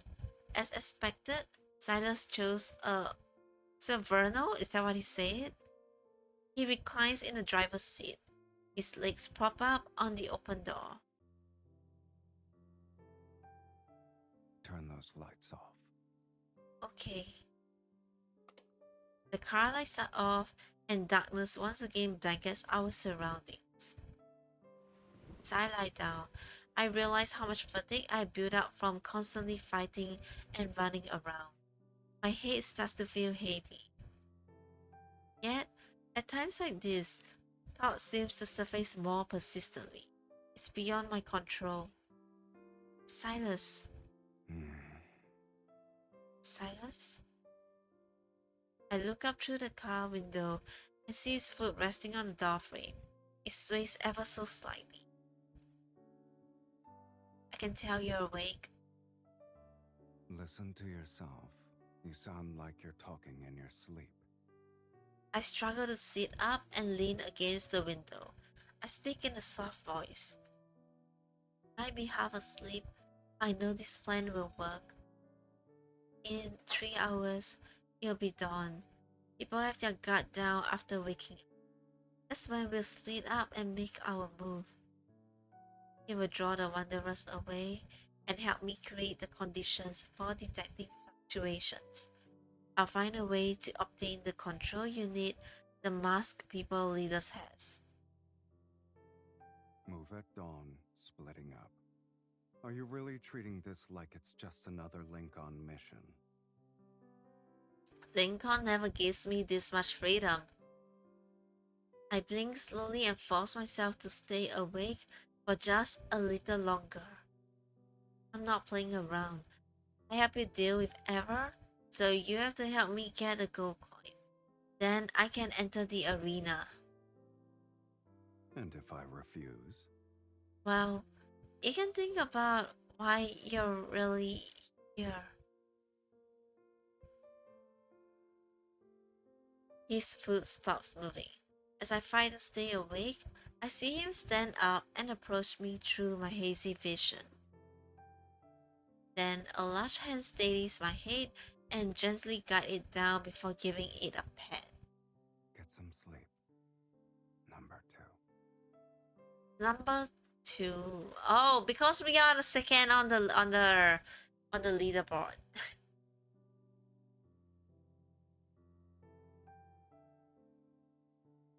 Oh, that is actually really sweet.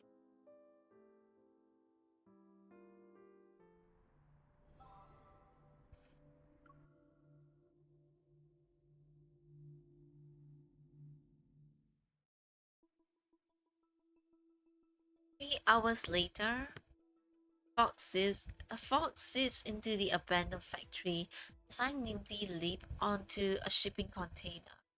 I'm getting closer to the energy fluctuation I've detected. Soon enough, I spot approximately 10 motionless figures standing in a narrow gap between the containers. Six, seven, eight, nine. The rest of them are here. According to the plan, Silas is dealing with the other contestants and wanderers to obtain the arena entry token, a gold coin.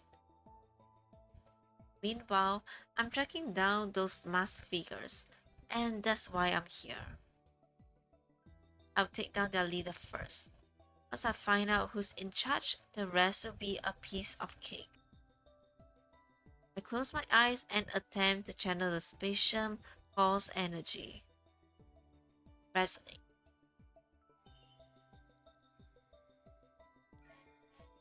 From my heart, warm energy surges and envelops my entire body.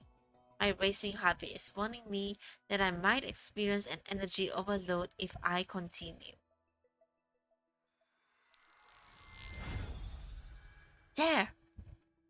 I sense that distinct energy signature and pinpoint there!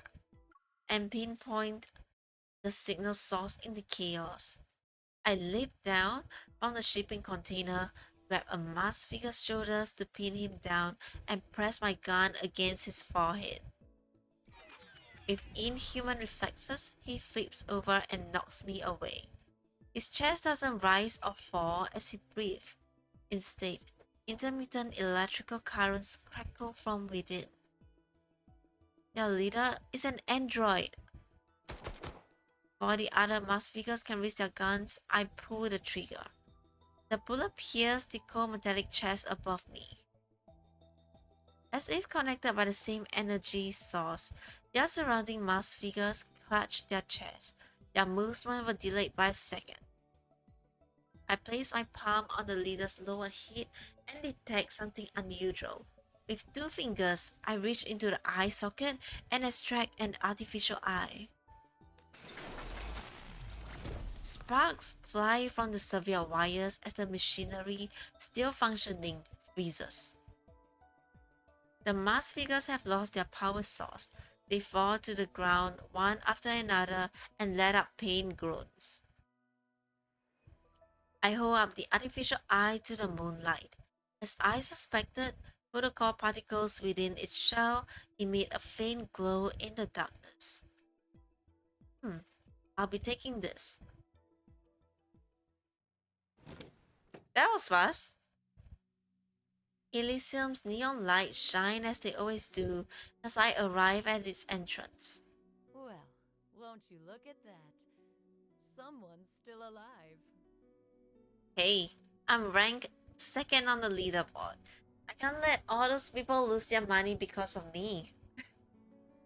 You're too kind. I need to lay low here for now. But how am I going to contact Silas? I see something's troubling you. When you have a lot on your mind, you should treat yourself to a good meal. The body knows what it needs. I sit down at the bar and remember what Aislinn said about offering services beyond filling empty stomachs. I might as well see what this place is really capable of. Can you connect me with someone? Get a... Okay. Konos... I'd like to take a look at a... Konoswa? Is that how you pronounce it? Menu? The menu is promptly presented to me. My gaze sweeps across the peculiar dish, name one at a time, until it lands on the last item. Sweet Evil Trap. Today's... In the connoisseur's menu tells a story Connoisseur. from the N109. Wait. Today's special, Sweet Evil Trap. Can I zoom in? Okay, there's a description. I'm waiting for you. But the story behind Every dish in the connoisseur menu tells a story from the animal zone. this one hasn't started yet. It says I'm waiting for you. Is it the old man? Do I get to summon the old man if I order this item? It's waiting for someone to order it. In fact, it's been waiting for a long time now. 10.5 grams of soul. That is half of the soul. Is there a way for me to like zoom in to see the menu? I want to see the fine print. Okay, but I think it probably says 10.5 grams of soul, which is half of soul. So remember, Silas was saying that the soul weighs around like 21 grams, so 10.5 is half of it.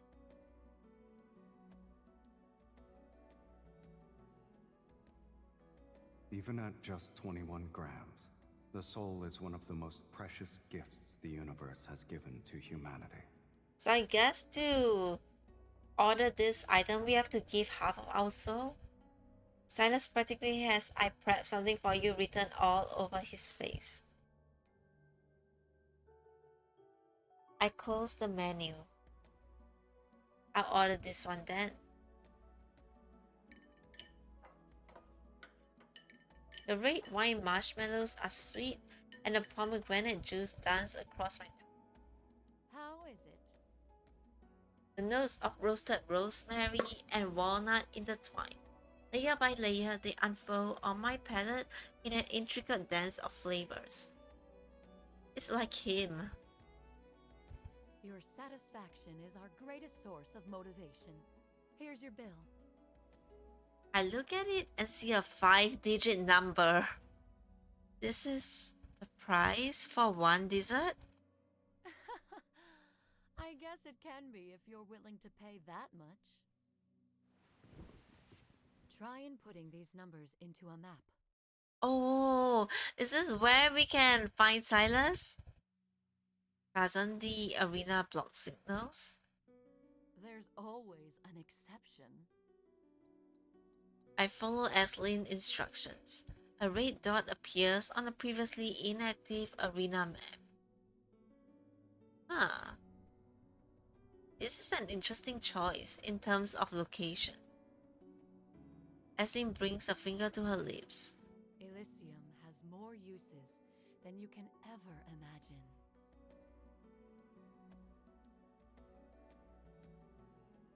The docks are completely deserted. Abandoned vehicles are scattered haphazardly across the area. Come on, Silas. If you don't show up soon, my cover's going to be blown. I think we're gonna have the car chase soon.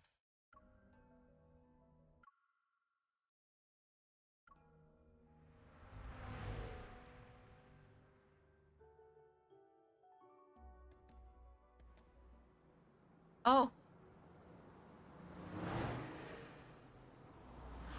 Yo, look who's here. We're gonna have the car chase soon. You're late. When I show up on time for a deal, someone usually gets carried away. I'm fashionably late for good luck. Damn it, he's so good looking. No need to thank me. Get in. He's good looking like this too. Thanks, I guess. Oh, you got us a present? Where is it?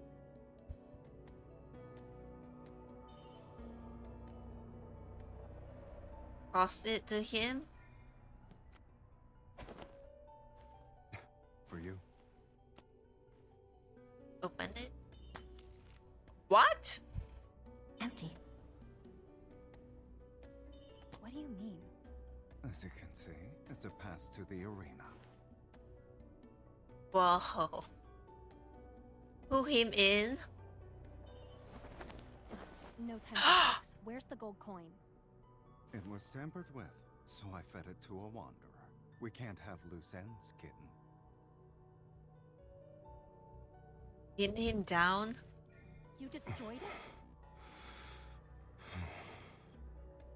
There are other ways to enter the arena. I can guarantee that. I'm being honest. You know that. When did I become so assertive?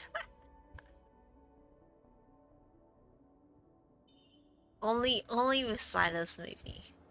Don't move. What? We're we're being followed. We're going to have to fight if we want to leave. Oh my gosh, this is cute too! Why don't we call a temporary truce? Okay. I'm like saving every single sin. Agree. We don't know how many are still in hiding. What are the odds?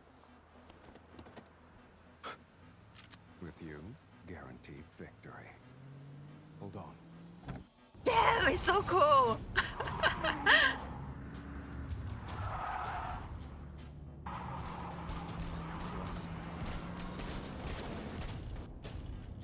Shoot.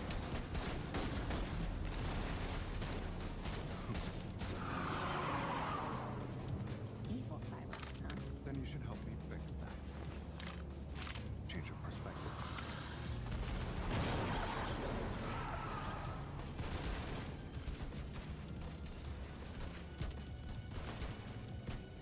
I'm charging extra for this. My god! Dude, the MC is so cool! Look at us. Oh. Someone's eager to die.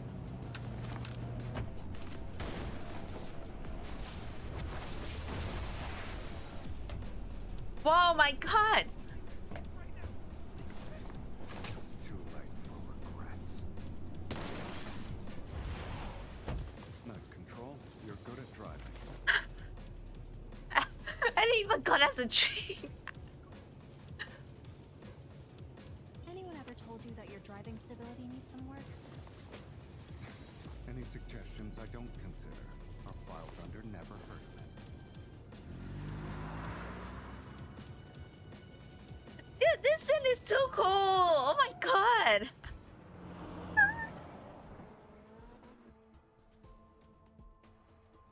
The car emerges from the tunnel and races through the streets of the killing zone. Please don't tell me you went for a joyride earlier. I didn't. I just grabbed a bite to eat. You had a meal? I couldn't get what I actually wanted, so I had to settle for the next best thing. Come to think of it, I rarely encountered any wanderers while searching for the masked people. I guess someone was helping me from the shadows after all. But Silas doesn't look like he enjoyed his food. How were the wanderers? Delicious? They were so unpalatable that it's not even funny. Aww. Aww, poor little Silas couldn't get a tasty treat. Not only am I picky, but I have an enormous appetite. I playfully shake my milk tea. Even though you were starving, you still bought me this? Isn't it common courtesy not to show up empty-handed? I pull up the live feed. The participants in the top right shows the number 2. That means Silas and I are the only one left. The gold coin markers flash on the map, but we ignore them. We're heading straight for the arena in the center of the area. Do you really have another way to get in? Yeah. Yeah. In the distance, we see a barrier formed by the interwoven blue and orange lights.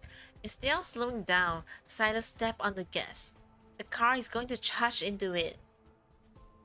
Hold on tight.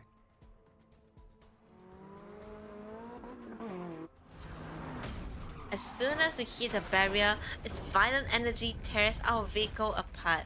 It's going to be turned into heavy chunks of scrap metal. Silas used this as an opening. If it's evolved, he tears open the barrier. Cough cough. Your other way to get in was crashing into it? What? It worked, didn't it? Oh my gosh. Silas pulls me to my feet in one fluid motion. I take a moment to steady myself before looking at our surroundings. The arena is bathed in dazzling blue and orange lights, the same ones that were part of the barrier. The spectator stands are filled with floating holographic screens. A luminous path extends beneath our feet. It leads to a central area where several metallic platforms stand beneath floating crystal structures. There must be some kind of mechanism here that will let us go underground. When we approach this part of the arena, we don't find any mechanism. However, a peculiar spot on the central platform catches my eye. Under normal circumstances, the gold coin would be the key to go underground and meet our Lord of Charon. But this can be considered normal circumstances. There's always more than one way to beat a game. Besides, it doesn't matter if you had the gold coin. The Zoian hunt stopped being fair a long time ago, kitten. He taps the ground with his foot. Listen.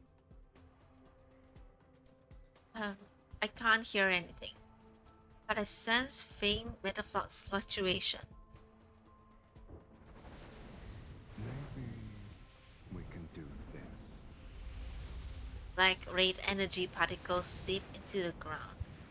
Few seconds pass before the metaflux reading suddenly spiked to dangerous levels.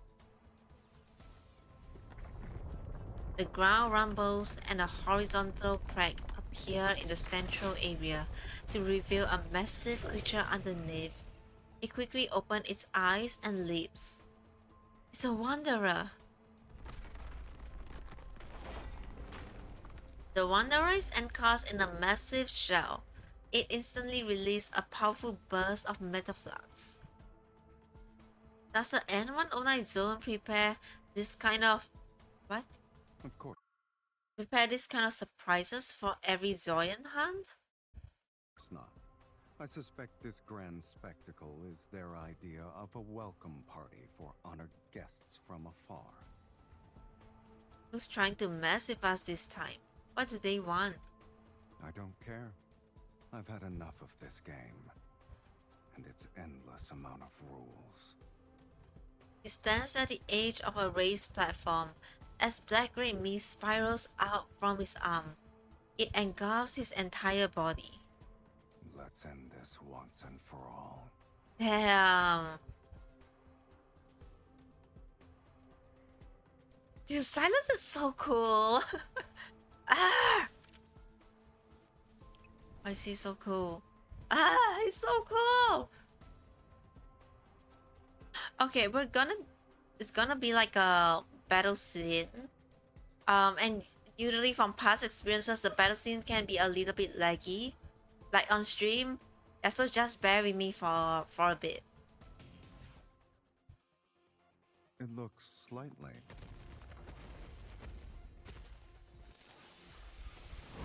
We shouldn't underestimate it. Let's attack it together.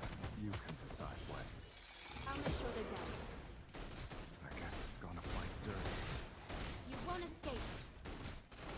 Silas. It can't escape. Let's settle this in one fell swoop. Let's attack it together. You can decide when. It's your time to shine. It's your turn. Okay, if you say so. We're halfway there. It won't take long for us. We're covered. Be careful. I'll show you. You're too close.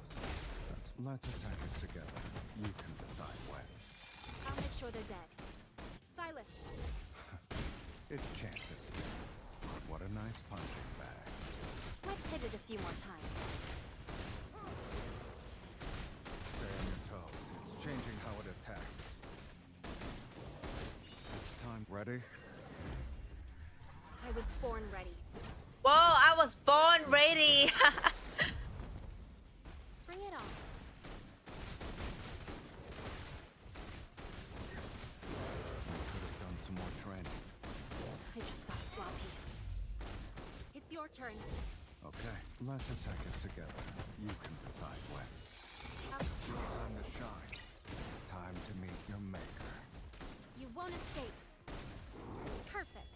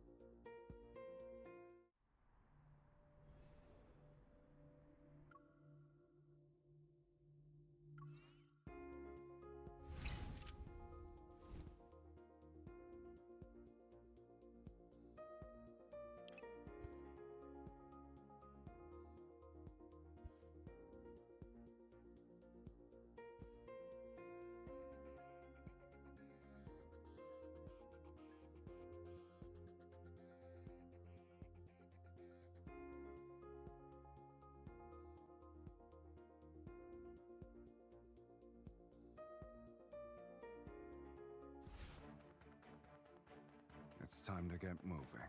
Take this! It's time to serve the main course. There's plenty to go around. It's your turn. Okay, if you say so. You won't escape. Don't rush in carelessly. Damn it! It was a piece of cake. Let's get... Are you up for a joyride later? Okay, that was fast. Where do you want to take me? Guess.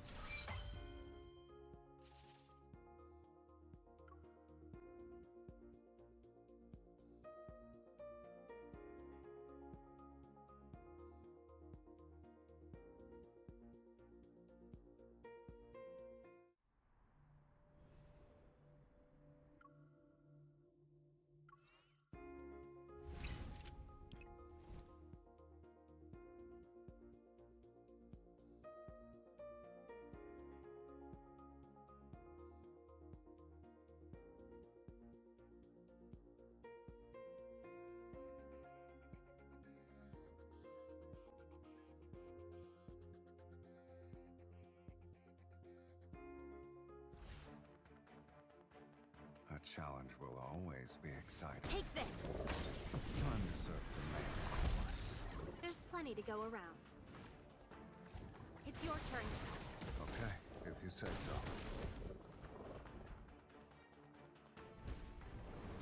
You won't escape.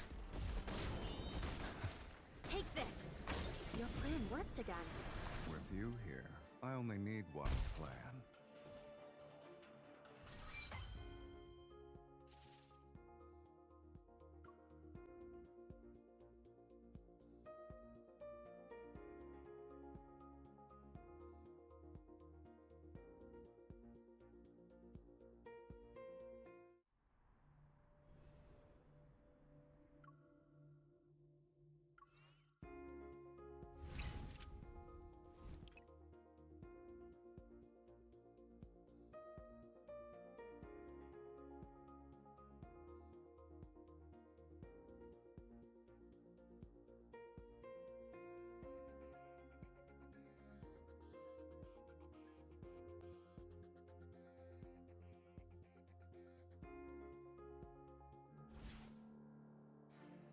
This will be easy.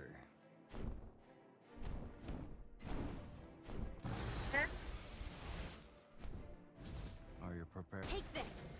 It's time to serve the main course. There's plenty to go around. Be careful. Don't let it hit you. Careful now. It's charging. Don't rush in carelessly. Damn it! Your plan worked again. With you here, I only need one plan.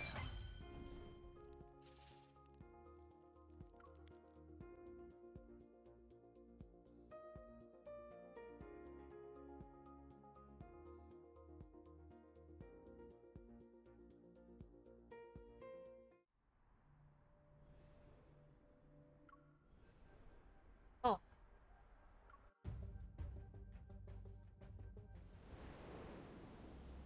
As the protofield dissipates, the massive wanderer vanishes with it. The modified shell is still present when I fall to the ground.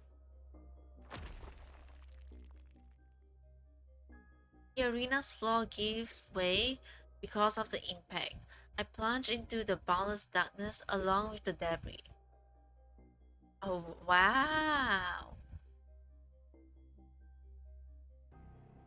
My descent ends with a violent crash. Clouds of dust billow out around me. My entire body feels shattered. Waves of pain slam into me. My right arm can barely move it. Please don't be broken. Touching my stiff right shoulder, I squeeze through the cracks of the broken shell. A beam of light streams down through the hole above. It illuminates my position and reveals I'm in the middle of a towering corridor. Where's Silas? The floor was completely destroyed. I wonder if he also fell down. Silas! Silas? No response. I hope he's okay. Suddenly, I feel a faint tremor in my chest. I whip my head towards the end of the corridor. Its source is there. The vibration is soothing, and it gradually syncs with my heartbeat. My feet start moving on their own. It's as if someone is pulling invisible strings. I'm, pause. I'm drawn towards the darkness that lies ahead. Active life form detected. Verifying identity. Verification complete. Welcome back. 0. Welcome back. Is this okay? I think we are back, and she was searching for the Gaia Research Center thing. I think we are right in the Gaia Research Center. The sudden system malfunction warps. Sorry. The sudden system malfunction warps the announcement into eerie static. It echoes between the high walls of the corridor. Welcome back, researcher Wesley. What? Is someone else back here? Welcome back, researcher Dimitri. Dimitri! I have a feeling that maybe Dimitri knows us like right from the beginning. Dimitri. I'm surprised for a moment, but the name fails to stir any significant emotions. I knew he was someone important. Welcome back, researcher Josephine. Grandma. As each name is announced, the system's voice becomes gentler. The empty corridor is seemingly filled with the shadows of people walking through it once again. Congratulations on regaining consciousness. Subject 001. How are you feeling today? We are 001. The voice is quiet as though it's waiting for my response. Grandma's document also referred to me as a subject, and this system addressed me with the numerical designation 001. It's me, right? The following has been detected in the test subject's emotional state. Confusion, weariness, and anxiety. Physical pain signals are also present. Subject 001. Do not be afraid. The nearest researcher is located in the observation room for demonstrations. You are currently 126 meters away. Please follow the guidance lights immediately to receive assistance. Pale blue light materialized on the floor. Arrows pulsate one after another and beckon me to venture deeper into the facility.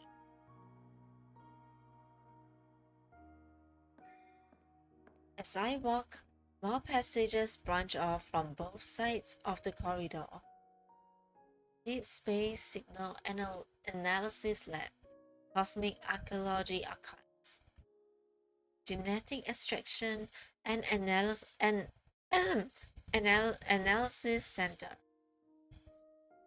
The Gaia Research Center's scope of scientific endeavors is far more extensive than I thought.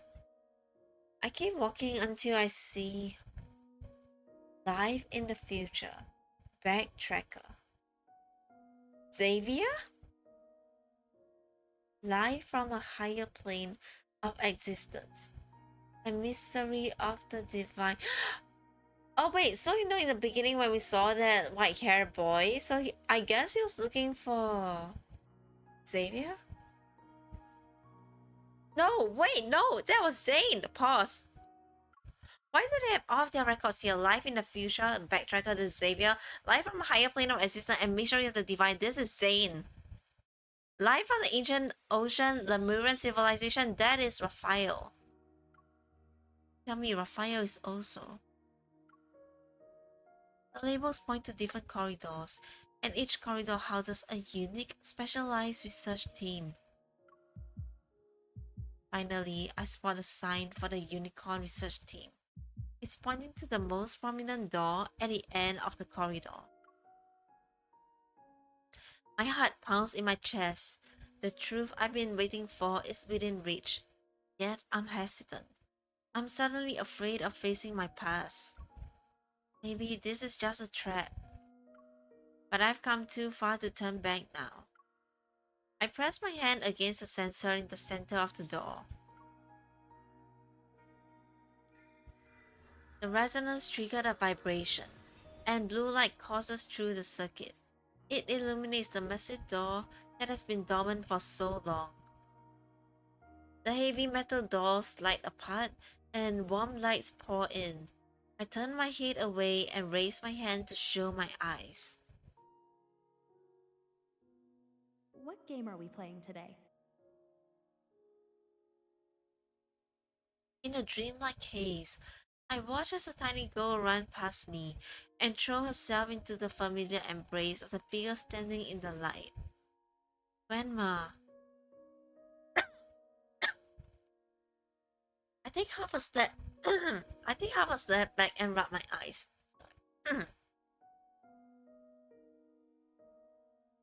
Hmm. I take half a step back and rub my eyes. The vision vanishes along with the warm light. You good? Yeah. I don't know why my throat just suddenly but I'm okay, I'm okay. Under the harsh blue LED lights, a figure stands behind the doorway. It slowly turns to face me. You! I bet it's Dimitri. You're finally here. It's been a while, Subject 001. I knew it. Our little bomb. The fuck?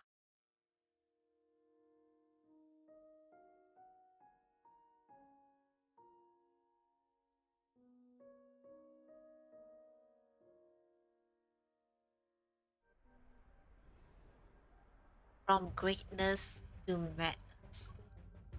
My god! Dimitri. So, that's why everything here still works, even though it was abandoned for years. The real reason you're in Caron is because you're guarding the research center. Of course.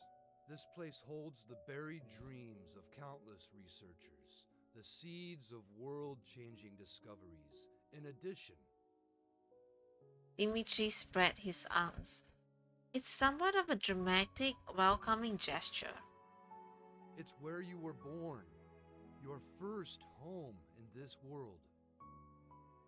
I tighten my grip on the gun at my waist. I'm waiting for the next outrageous revelation.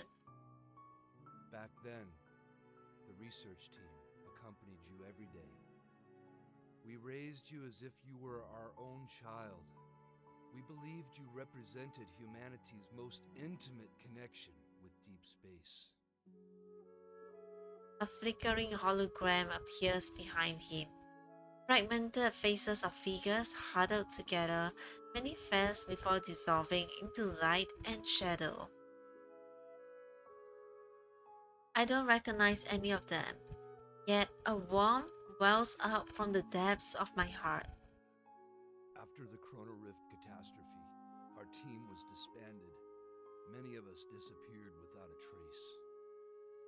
I'm the only one who stayed here to keep watch. I knew you would return one day. I've been waiting for you for a long time. You already knew who I was when you saw me at Caron. Why, of course. I can recognize our most precious treasure anywhere. Your power is unique, after all. He unconsciously moves half a step. Upon seeing me back away warily, his voice becomes even gentler. Don't be afraid, my child. I've been waiting for you this whole time. I must atone for the sin I left behind. I know you have many questions. Go ahead. Ask them. I'll tell you everything you want to know. Seeing the sincerity in his eyes, I hesitate. Should I ask him a question?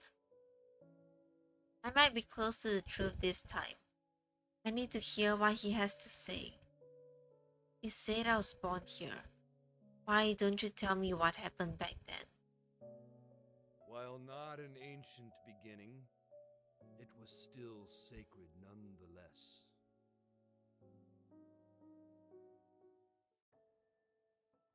A hologram of an energy graph depicting the process of planetary evolution appears in the center of the ruin. Planets are born and eventually they die. Then they are reborn only to die again. Visibly moved, he stares at the floating data curves on the display. It's a beautiful cycle. I ask about my origins, not humanity's. You don't have to start from when the Earth was formed. You think this is the life cycle of a planet? It's not. It's a representation of your life, your power. Is he crazy? Go on. You are Ever's most wonderful, most magnificent creation! A blank expression appears on my face. I can't even pretend to play along anymore. But Dimitri doesn't care about whether his audience is responding or not. It began in 2034, when humanity received a faint signal from deep space. Once it was decoded, it revealed a story about a planet's quest for immortality. An ordinary planet achieved immortality by harnessing an inexhaustible cosmic energy source. They inspired us. And so, we conducted an experiment using collisions to recreate this inexhaustible cosmic energy. After several failed attempts, one proved to be a success. The energy manifested. However, no one expected it to appear inside a child's body. And that child was you. The powerful energy fluctuations we were waiting for, they came from you. The power was impossible to analyze and measure. It only grew stronger as time passed. It grew like a planet and reached its peak on day 27. Then it started to decay on day 36. On day 41, it disappeared completely, dead. Then it was followed by an explosion. But shortly after, your power reconstituted itself and began to grow once again, just like a planet. Therefore, we believe the power of the Aether core within your body is equivalent to the energy of a planet. Growing intensity, his gaze gradually shifts from the hologram to me. It's as if he's seeking my confirmation. I don't believe it. You're not seeking the hate, right? Fascinating. Mm. What's the best way to play along? Honestly, I would say I think you're fucking crazy right now, but mm.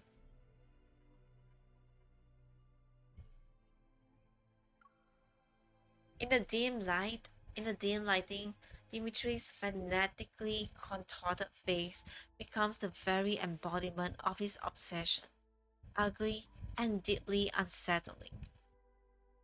Despite my best effort, I can't help but carefully phrase my next question. You're not sick in the head, right?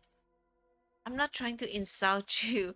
I'm genuinely concerned.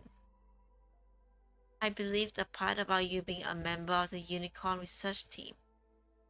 And as far as I'm aware, Ever has been systematically hunting down the former members over the years.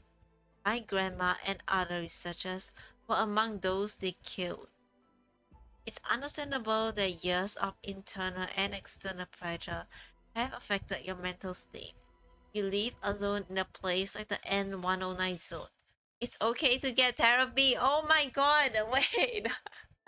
did did the MC really say this to him?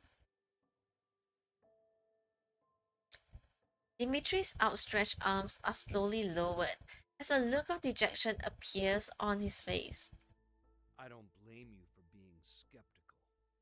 Even we who witnessed your birth firsthand were at a loss. We didn't know if we should let you grow up like a normal person or use you as a resource. Would this immense power lead to catastrophe? My god, guys, I think he's going crazy. Ah, there goes that carrying facade. Took you long enough. Referring to this place as my first home and talking about a magnificent creation. In the end, it was about making a massive profit. Even in the ramblings of a madman, fragments of truth lie hidden beneath insanity. From his words, I can piece together whatever wanted to obtain by a unicorn. They desired a new kind of energy that was far more powerful and plentiful than Earth's natural resources and protocol energy. Maybe that was when Ever set their sights on the ether core. You have no idea what kind of temptation lay before us back then. While Dimitri is engrossed in his fervent monologue, I keep an eye on his unstable state. I also use this as an opportunity to examine the laboratory. We had countless debates. The Chrono Rift catastrophe struck when we were in the middle of our endless back and forth. And then it happened. It will always be the most regrettable thing I've ever done. I can never make up for it in this life. My career, my dreams, my colleagues. Those days we spent to achieve our goals. Things wrong with him. Yeah, I think he really needs that therapy right now. My gaze quickly shifts to the control panel some distance away from Dimitri. I discreetly get ready to use my evolve. It's over. It's truly over! Seemingly drowning in penitence, Dimitri falls to his knees and triggers a hidden mechanism. A surge of energy rises from below. The large laboratory begins to shake as the rail rattle. Wait, it's not a laboratory that's shaking. Sensing movement beneath my feet, I quickly back away, but I slam into a wall instead of finding the door. A massive curved glass panel has suddenly descended behind me. Its cold surface blocked my escape route. I barely put up my gun when curved glass panel previously suspended above and diagonally in front of me descend. The panels are about to create the perfect cage. I'll be stuck inside this spherical chamber like an insect preserved in amber. It's a mechanical trap. I walk into the jaws of a beast as soon as I step through the laboratory doors. Go on now! Fix our mistakes! Go on! Go! God. With steady hands, I slip a small explosive charge into the last remaining gap before the glass panel sealed itself. Then I sat down on the ground as fast as I can. Shockwave reverberates throughout the spherical chamber. A strong force strikes my head. In spite of the pain, however, I hear the rails get jammed for a split second. I charge towards the explosion site without a second thought. Using my momentum, I splash my gun against the area where the glass panel meet. The impact forcibly opens a narrow gap barely half a palm wide. I immediately raise my gun to shoot. The bullets hit the area near Dimitri's feet, but it failed to stop whatever switch he activated. I aim my gun at him.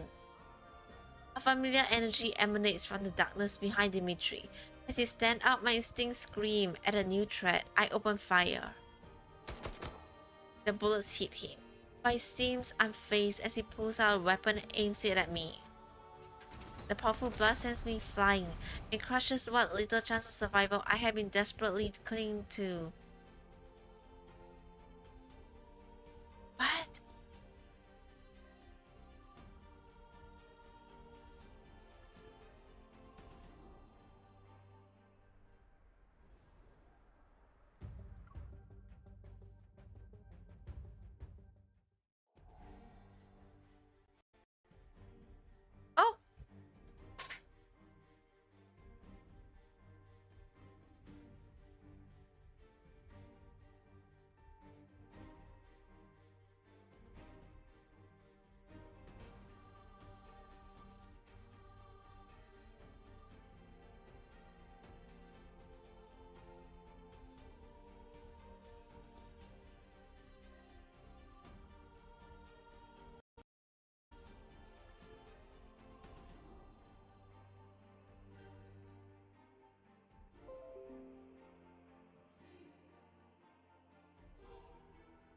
Okay, wait, I'm back.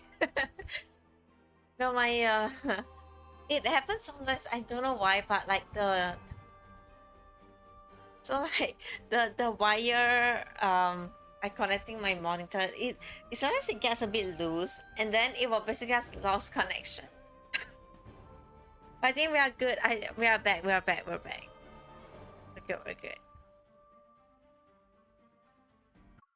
Where was I?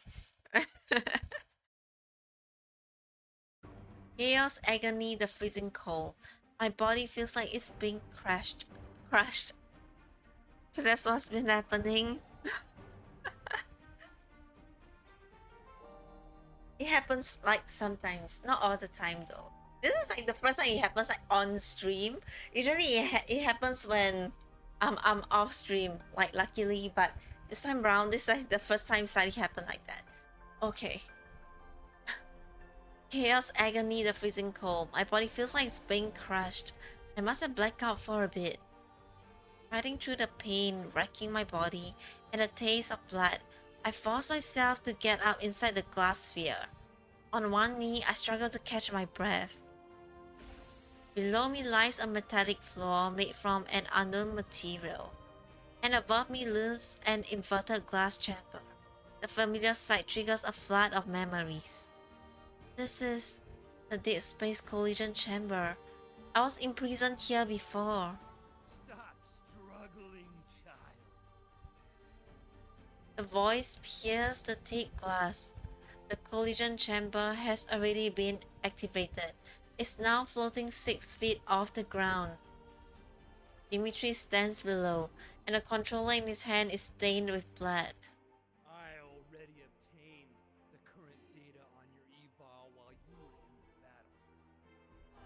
He raises a chip in his hand.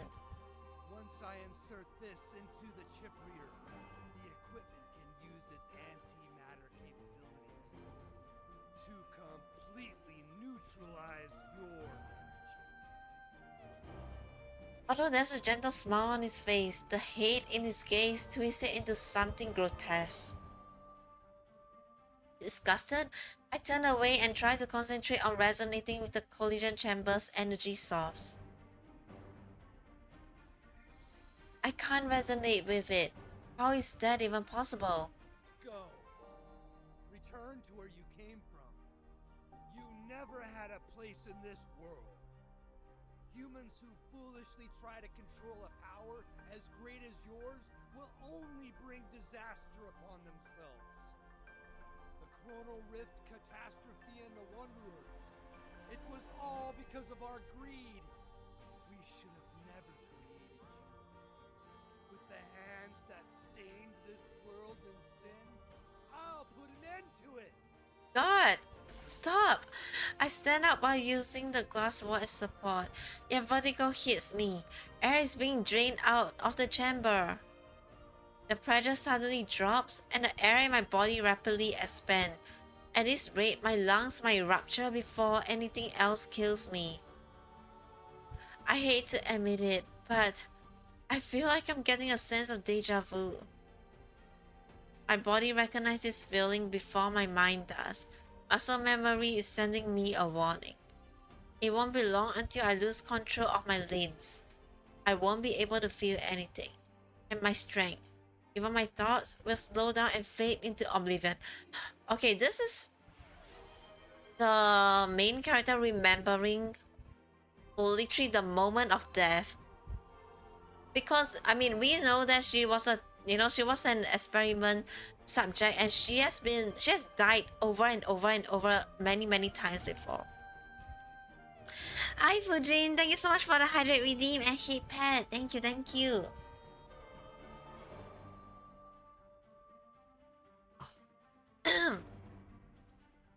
Thank you.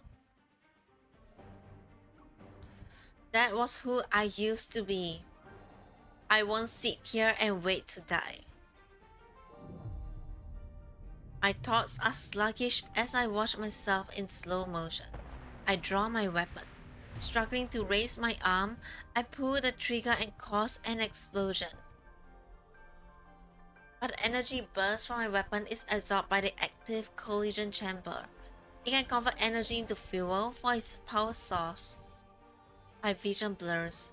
Not only is my strength being drained, my body is also becoming numb. The glass chamber reflects the cold laboratory lights. They sketch out fragmented and memories.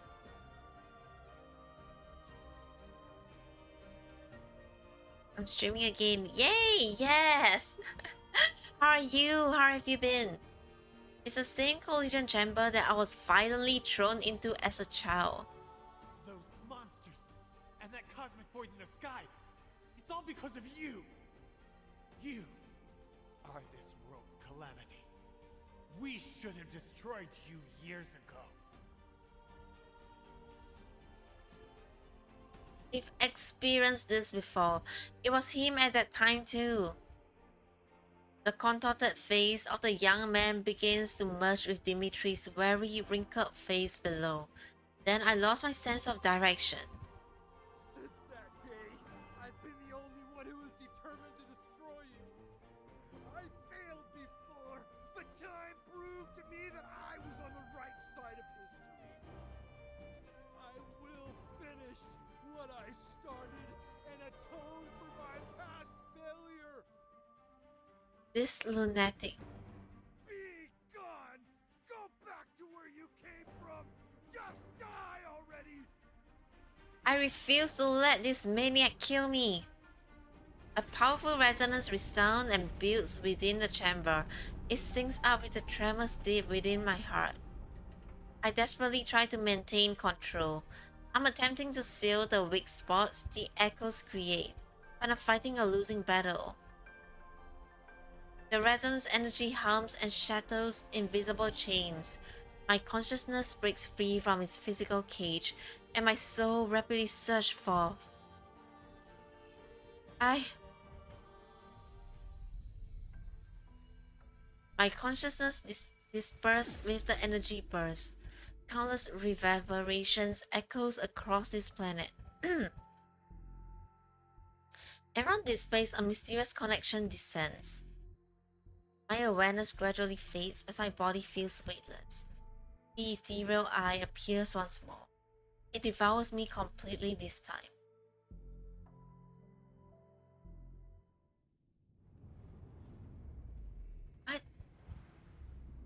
What am I?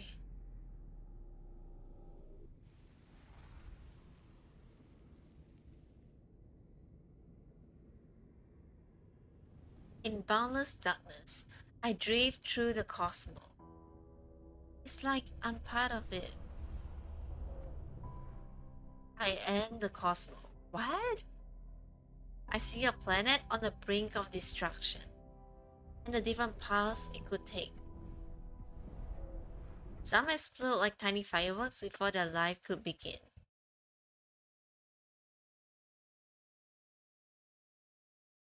Oh, did it hang?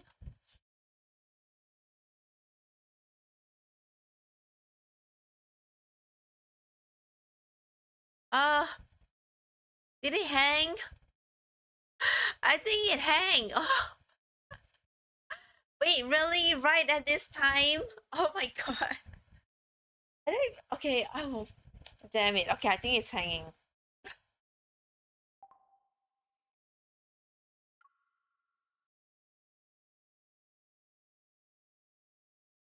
And right at the moment, I don't know. Are we dead? I'm confused. Are we dead? And I'm not sure if like the scene will play again or if it will hang again. Yeah, I gotta try to like fast forward it a bit. All right.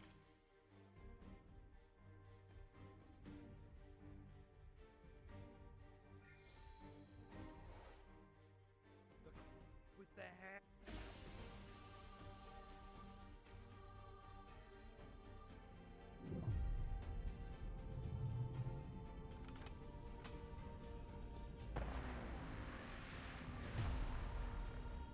The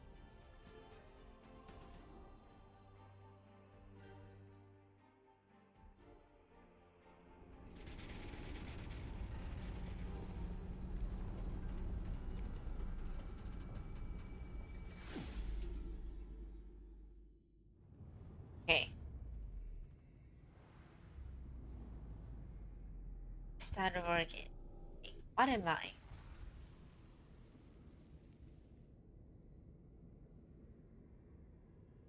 In boundless darkness, I drift through the cosmos.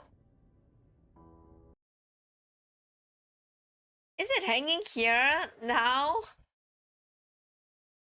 Oh,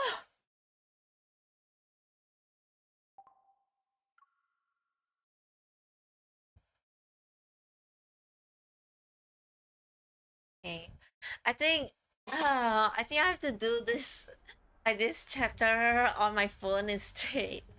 Ah, alright then. Hello. Lately, I feel Lincoln could use a bit of intriguing news. Like, ah. Oh wait.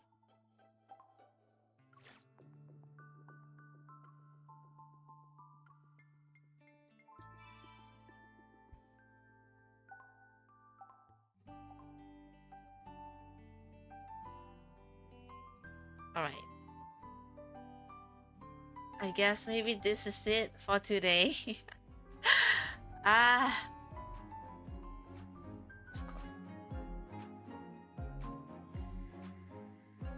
Alright. Yeah, I mean, it's not the first time we know that, like Love and Deepspace sometimes it doesn't play that well on PC. Thank you so much for the hate pet. Thank you. Yeah, but alright then.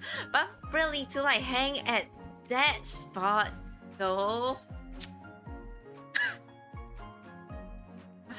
Alright. I guess this is it for today. Let's see. Yeah, and then I'll see you guys, I think, this weekend. I mean, this coming weekend, the next weekend. Yeah. I think weekdays, probably it will be a bit difficult for me to stream because, like, yeah, I'll be busy, like, caught up with work. Yeah, plus, like, this week there's gonna be quite a big event that I am actually in charge of, so I have to yeah, there's a bit of, and I need to catch up with all the work that I missed from when I was on leave. Yeah, so, all right, I guess I'll see you guys on the weekend. Then thank you so much for streaming. It's good to see you back. Thank you so much for dropping by, and also staying here, and also spending your time here with me. Yeah. Yeah, and let me see. Oh right, and also, like some of the wait, did I share this during my last stream? Like the illustration commissions, for my debut anniversary has already been done and completed. So yeah, I think you will be. You can really look forward to the. There's gonna be. I'm gonna have like two illustration, right? One is like the celebratory one, which like Sakon has already finished. I'm really excited to show you guys. It is amazing, and yeah, I'm really like excited and happy about it. And the second one is the slight spicy illustration. That one is also like really I love it a lot. I love it so much. That one has also been completed as well. Yeah, stop teasing me. Okay, well, you guys will know when when the debut anniversary comes around, right? So anyway, yeah, I think that's it for today. Thank you so much for joining me, and also for all the hate packs and hydrate and heart ice redeem as well. Let me see if I can send you guys anywhere. Hey Tori, hello! You just arrived. Oh my gosh, I'm just about to end stream now. Oh my gosh, how are you? How are you? How have you been? Yeah, now I mean I haven't been streaming much, honestly. Yeah, so now I'm gonna try to keep to it at least like on the weekends. Yeah.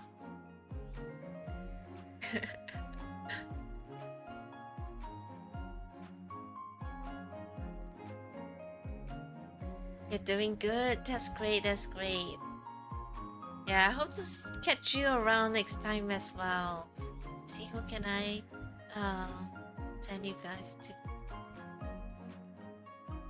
Yeah, the chocolate cake. Then you passed out for 4 hours. I bet that must be a really good chocolate cake. You know, I'm kind of actually also like craving for like snacks as well, and also like, okay, soon. Okay, I need to go for dinner soon.